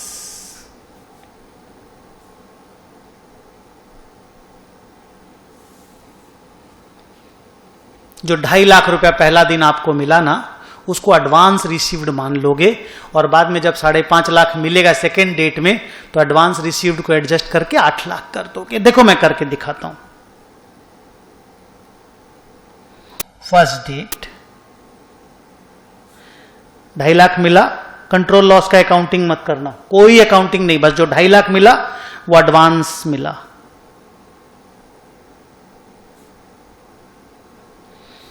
Stake sale का accounting नहीं करना है, advance received का accounting करना है। Stake sale accounting नहीं होगा, एडवांस रिसीव्ड। ये तब पढ़ा रहे हैं if two transactions are considered to be one. Sir लेकिन ऐसा भी तो हो सकता है दोनों अलग अलग ट्रांजैक्शन है। हाँ तो कोई प्रॉब्लम नहीं है, वैसा अकाउंटिंग आपको कराया जा चुका है सम्स इस तरह का। पहले थोड़ा सा स्टेक सेल हुआ, फिर कंट्रोल लॉस का स्टेक सेल हुआ, वो सब पढ़ाया जा चुका आपको, ये नया चीज है। सर सेकेंड डेट में क्या होगा? देखो, बैंक अकाउंट डेबिट 5,50,000, ये एडवांस रिसीव्ड कैंसिल हो जाएगा 250, हो गया ना 8 लाख। फिर NCI debit 180, to net assets 9 lakhs, to P&L 80,000।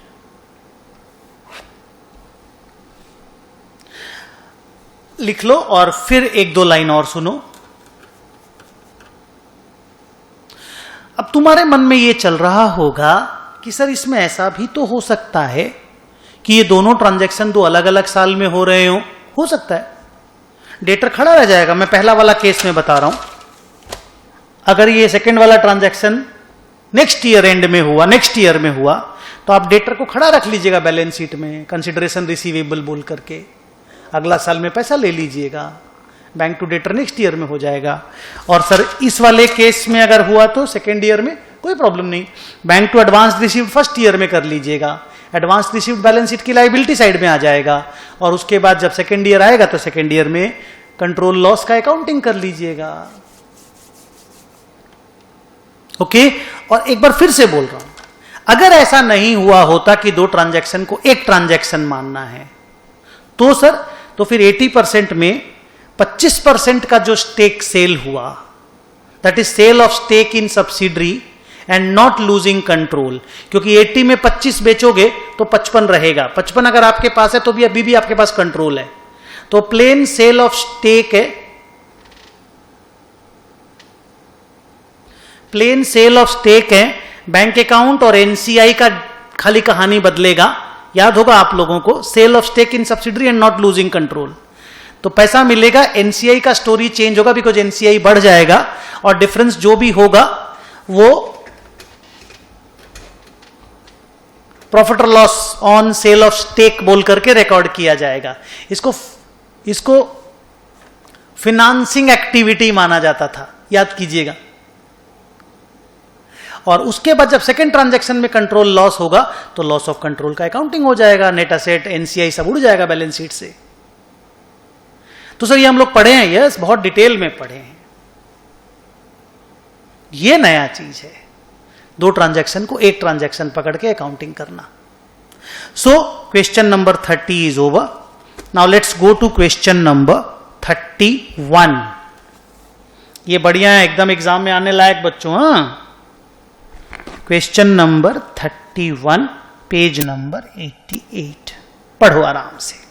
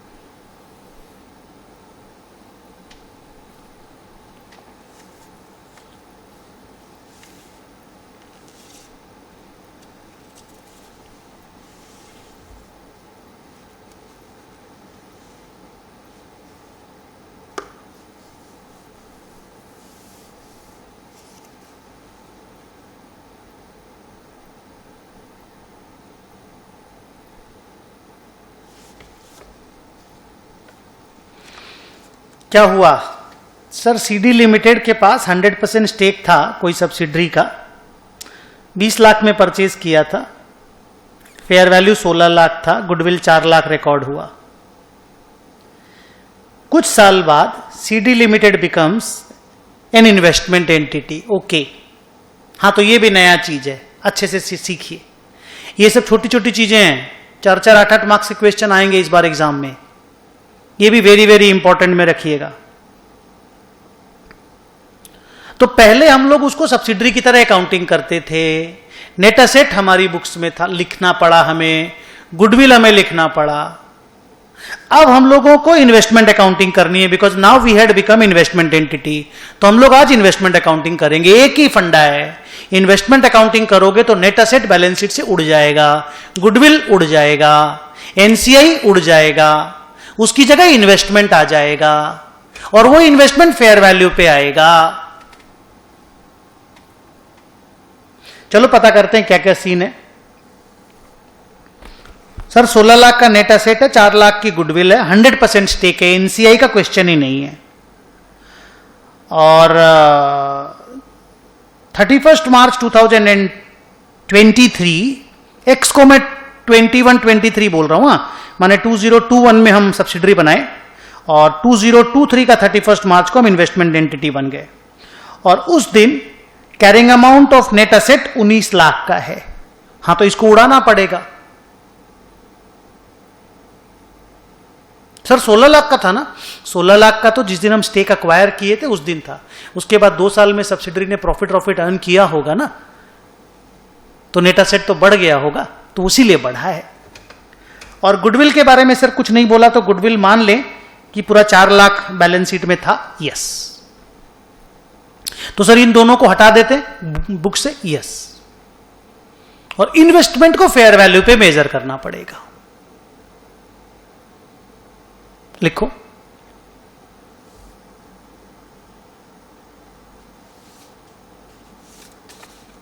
computation of gain or loss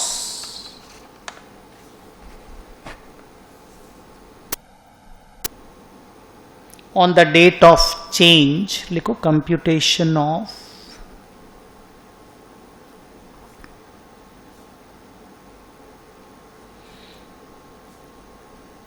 gain or loss on the date of change in the status.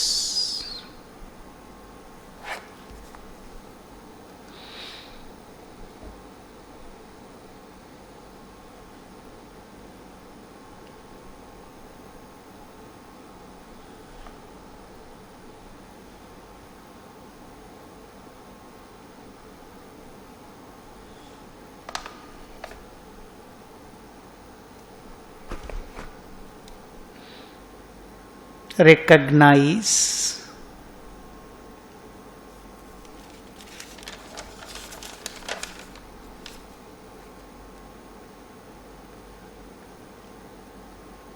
Investments, कितना बोलो तो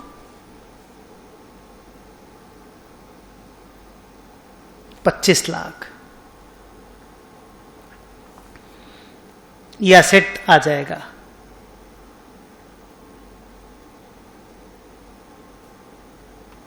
डीरेकग्नाइज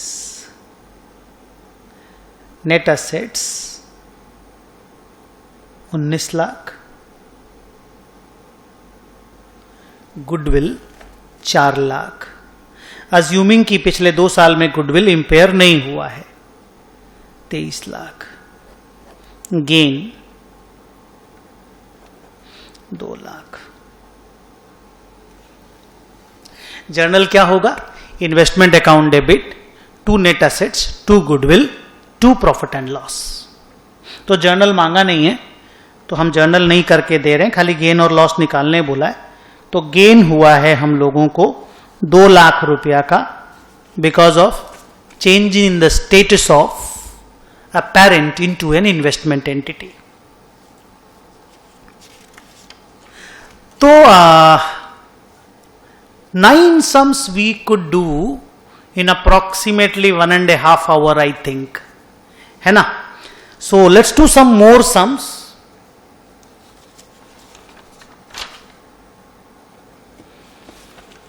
Let's go to question number 49. इसके बाद 49 नंबर क्वेश्चन हमारी list में है, page 92, question number 49। बच्चों एक बार वापस से इस चीज को देख लो भाई। प्रॉफिट 80 तो ये जो 2 ट्रांजैक्शन इंटू 1 ट्रांजैक्शन वाला जो story,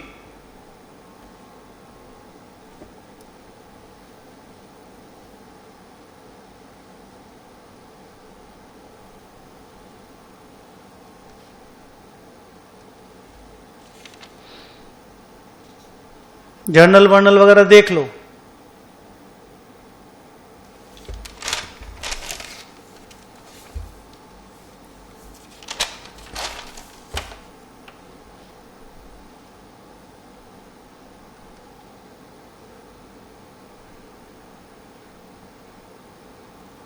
bank debit, debtor debit, NCI debit.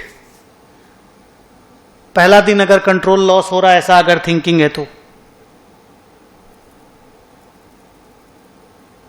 Second transaction में पैसा मिलने वाला, उसको डेटर खड़ा कर दिए। पिछला वाला सम को वापस से डिस्कशन कर रहा हूं और बाद में सेकेंड ट्रांजैक्शन में बैंक टू डेटर हो गया। और अगर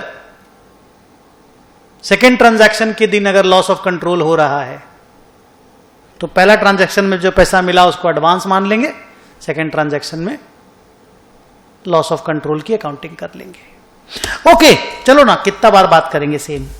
क्वेश्चन नंबर 49, पेज नंबर 92।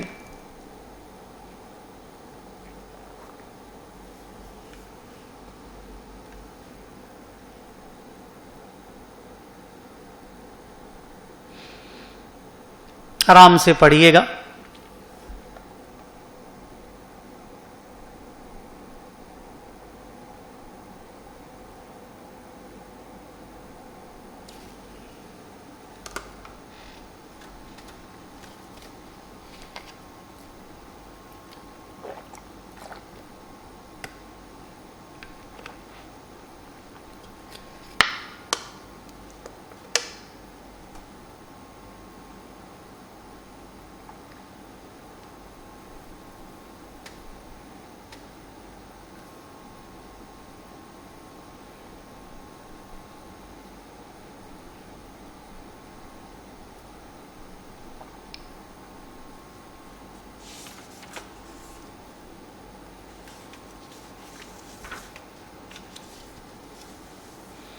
पढ़ लिए। ए लिमिटेड कौन है सर? एक जेवी है, और जेवी जो है वो जॉइंट वेंचर नहीं है, जॉइंट ऑपरेशन है। तो जॉइंट ऑपरेशन का तो अलग से बुक्स बनता नहीं है। अगर जेवी रहता तो वेंचर का तो अलग से जेवी का बुक्स बनता रहता, तो आराम से इन्वेस्टमेंट अकाउंटिंग हो जाता। यहां तो अपना ही शेयर ऑफ असेट लायबिलिटी सब लिखना पड़ता है। तो ठीक है, जॉइंट ऑपरेशन में एक ही चीज याद रखने वाला होता है कि जॉइंट ऑपरेशन की अपनी बुक्स नहीं बनती, क्योंकि जॉइंट ऑपरेशन एक एंटिटी नहीं है, जॉइंटली कंट्रोल्ड एंटिटी नहीं है, सेपरेट बुक्स नहीं बनता। तो दोनों वेंचरर, तीनों वेंचरर अपने अपने हिस्से का असेट लायबिलिटी अपने अपने हिस्से में लिख के रखते हैं। अलग से डिस्कशन किया हुआ इसके बारे में। आइए देखते हैं क्या हुआ है। ए लिमिटेड एक पार्टी है, 60% स्टेक है उसका जॉइंट ऑपरेशन में, 40% किसी और के पास है। ए लिमिटेड के पास एक असेट था, उसने जॉइंट ऑपरेशन को बेचा। असेट 100 लाख का था और जॉइंट ऑपरेशन को 80 लाख में बेचा, 20 लाख का लॉस हुआ। तो क्योंकि सामने में जॉइंट वेंचर है जॉइंट ऑपरेशन के नाम से, तो वहां ए लिमिटेड भी है और मान लो दूसरा वाला वेंचरर का नाम बी लिमिटेड है, तो वहां ए लिमिटेड भी है और बी लिमिटेड भी है। तो इधर ए लिमिटेड है, मैं मान लो ए लिमिटेड, तो मैंने अपना 100 लाख का असेट 80 लाख में जेवी को बेचा। तो वहां मैं भी हूं, ए भी है, मैं खुद ए और बी सेपरेट पार्टी भी है, तो मैंने अपने आप को भी बेचा। तो मैं अगर अपने आप को बेच रहा हूं तो वो प्रॉफिट लॉस, कोई प्रॉफिट लॉस नहीं है। लेकिन मैंने जितना माल दूसरे को बेचा वो प्रॉफिट लॉस है।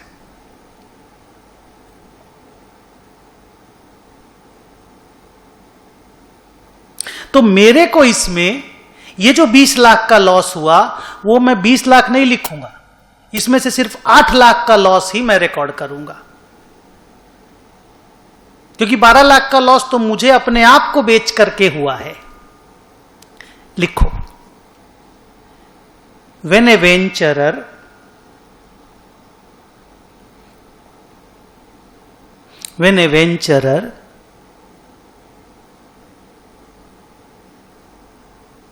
contributes ऑब्लिक सेल कर देना, contributes oblique sells an asset to a joint operation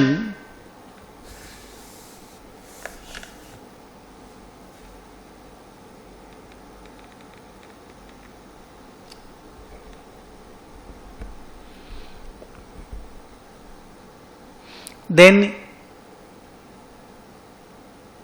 it will record the profit oblique loss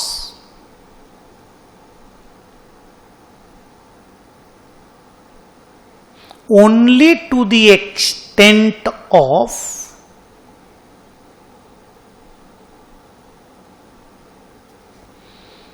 the share of other venturer. Only to the extent of the share of other venturer. पूरा मांगा क्या है? How should A Limited will account for the sale of asset to the joint operation in its books? हाँ, तो पूरा हम करके बताते हैं।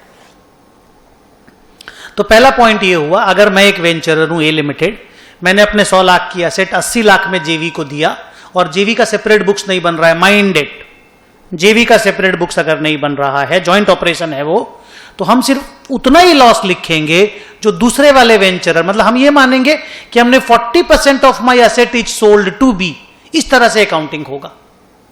आई sold only 40% of my asset to B, तो out of the total loss of 80 lakhs I will record only, out the total loss of 20 lakhs I will record only a loss of 8 lakhs। देखिए मैं बताता हूं कैसे। Carrying amount of the asset 100, sold at, लिखते जाना बेटा, 80, loss 20। ये ए limited ने बेचा है, जॉइंट वेंचर को या जॉइंट ऑपरेशन को। जॉइंट वेंचर का ही एक तरीका है जॉइंट ऑपरेशन। तो A limited will record loss only to the extent of 40%. That is 20 lakh का 40% equal to 8 lakh।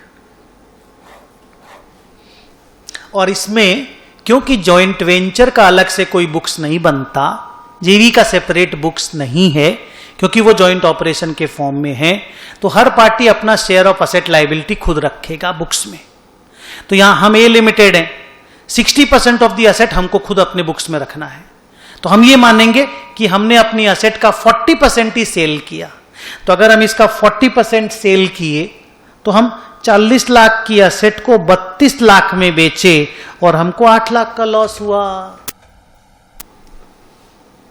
क्योंकि 60% ऑफ द असेट तो हमने अपने आप को ही बेचा है, तो वो तो मेरे पास ही मेरी बुक्स में रह जाएगा, तो उसको तो लॉस हम लिख नहीं पाएंगे। अपने आप को बेच के लॉस थोड़ी होता है। तो सर आप ये मानेंगे कि आपने 40 लाख का असेट 32 लाख में बी को बेचा, बी अदर पार्टी, और आपको 8 लाख का लॉस हुआ। यस।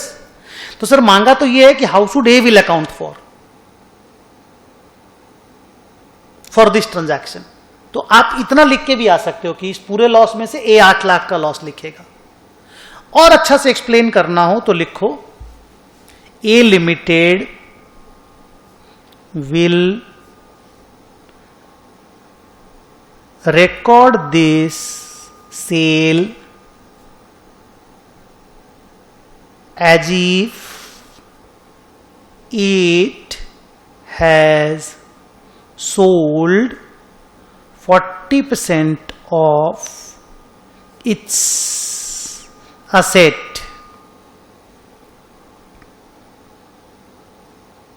अब उसका पैसा मिला या नहीं मिला मुझे नहीं मालूम, तो bank oblique receivable debit 32 lakh, loss debit 8 lakh, to asset 40 lakh. सिर्फ ये वाली एंट्री ए के बुक्स में आएगी। तो सर असेट तो 100 लाख का चला गया है ना? नहीं, 60 लाख उसे अपने बुक्स में रखना पड़ेगा। सर तो जेवी के पास है असेट ना, लेकिन जेवी का तो अलग से बुक्स नहीं है ना। तो सर जेवी वाले असेट में अपना जो शेयर है वो अपने को खुद अपनी बुक्स में रखना है। यस। जॉइंट ऑपरेशन में ये वाला चीज अलग से आप लोगों को पढ़ाया हुआ है। ठीक है, कंप्लीट। क्वेश्चन नंबर 50, आज की क्लास का लास्ट सम।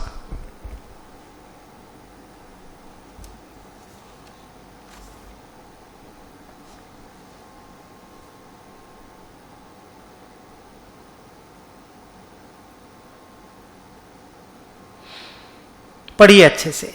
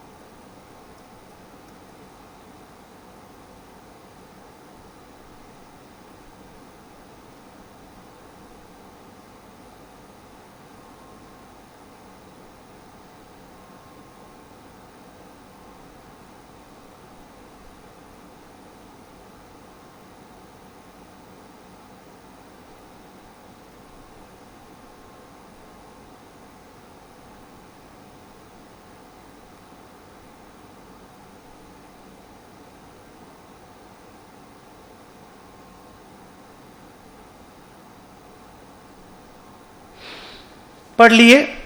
क्या हुआ बताइए सर? सेम क्वेश्चन है, ए लिमिटेड है, अभी वो उस असेट को बेच नहीं रहा है, उस असेट को खरीद रहा है। तो असेट किसके पास है सर? वो जेवी के पास है, और जेवी का अपना अलग से बुक्स नहीं है। ओके, तो फिर आप ये समझो, अगर जेवी का अलग से बुक्स नहीं है, वो अगर जॉइंट ऑपरेशन है, असेट का कैरिंग अमाउंट कितना है सर? 100 लाख है। तो उसका 60%, 60 लाख ऑलरेडी ए के बुक्स में है। ए लिमिटेड हम लोग अपने आप को पकड़ लेते हैं, तो 60 लाख ऑलरेडी हमारी बुक्स में है। ठीक है सर? फिर तो बाकी 40 लाख का असेट अभी हम लोग खरीद ले रहे हैं।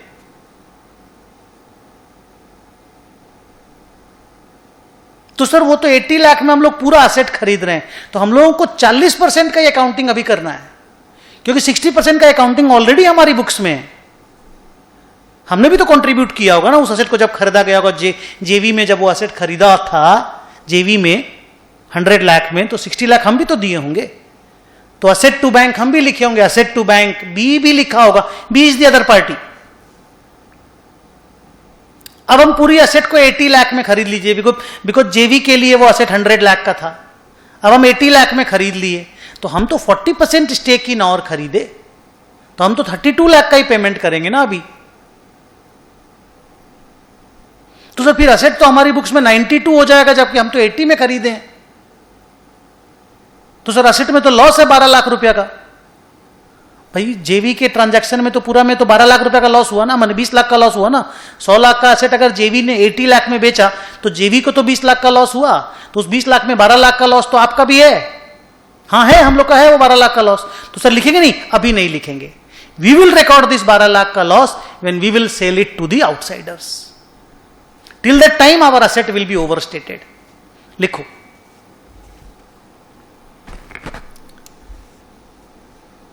when a venturer purchases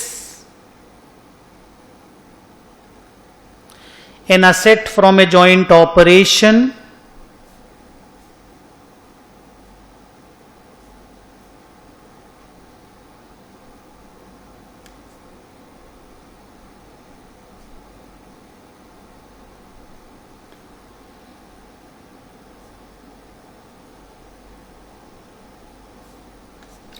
an asset from a joint operation,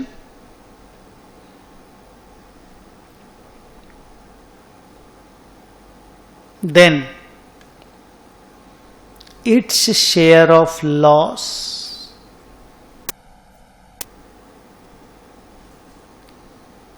will be recorded, profit oblique loss. Its share of profit oblique loss will be recorded only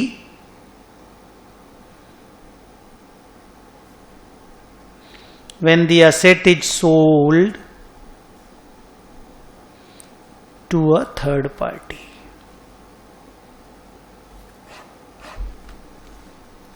लिख लो, फिर मैं समझाता हूं।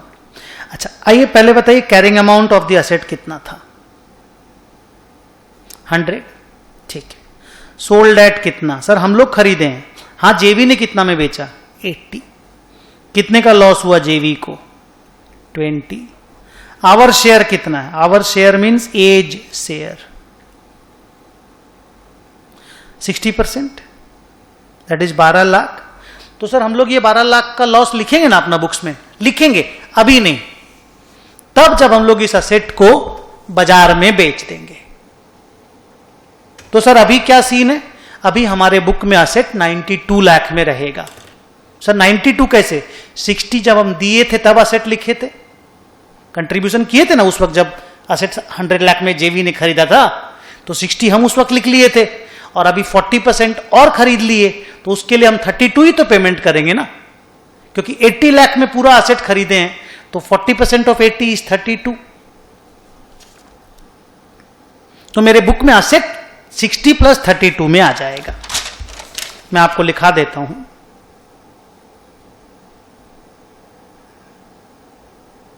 द जर्नल एंट्री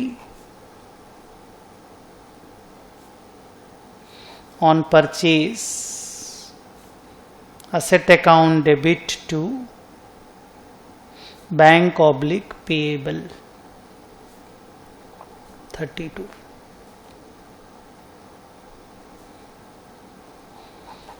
सर आप 80 लाख में पूरा असेट खरीदे हैं तो 60% तो पहले से ही खरीदा हुआ है ना, खाली 40% ही हम खरीदें ये मानना पड़ेगा। तो 80 का 40% का ही पेमेंट मुझे करना है। लिखो the asset now will be, क्योंकि जब हम पहला बार 60 लाख कंट्रीब्यूशन दिए थे असेट खरीदते वक्त, तो हमने असेट टू बैंक 60 लाख का एंट्री ऑलरेडी मारा होगा। The asset now will be reflected eight 60 plus 32 that is 92। तो सर ये over statement of an asset नहीं है क्या? ज्यादा में नहीं लिख रहे हैं आप? नहीं, हम अपने आप से ही अपनी असेट को ही सस्ता में खरीद के लॉस लिख सकते हैं। हां, इंपेयरमेंट हो गया होगा तो अलग बात है। क्या हम अपने आप, मान लीजिए मेरे पास एक असेट है 60 लाख का, 60 वाला सोचो, 32 तो हम अभी पेमेंट कर रहे हैं, असेट आया मेरी बुक्स में। 60 के बारे में सोचो, 60% के बारे में। हम 60 लाख में एक असेट खरीदा, 60 लाख में 60% ही खरीदा। आप एक बाइक पकड़ लो ना, 100 लाख का एक बाइक है, आप 60 लाख दिया, आपका दोस्त 40 लाख दिया, आप 60 लाख दिया, आपका दोस्त 40 लाख दिया, ऐसे पकड़ो। चलो बहुत इजी तरीका, 100 लाख रुपए पेमेंट करके बाइक अपने घर में आ गए, कभी तुम चलाते हो कभी वो चलाता है।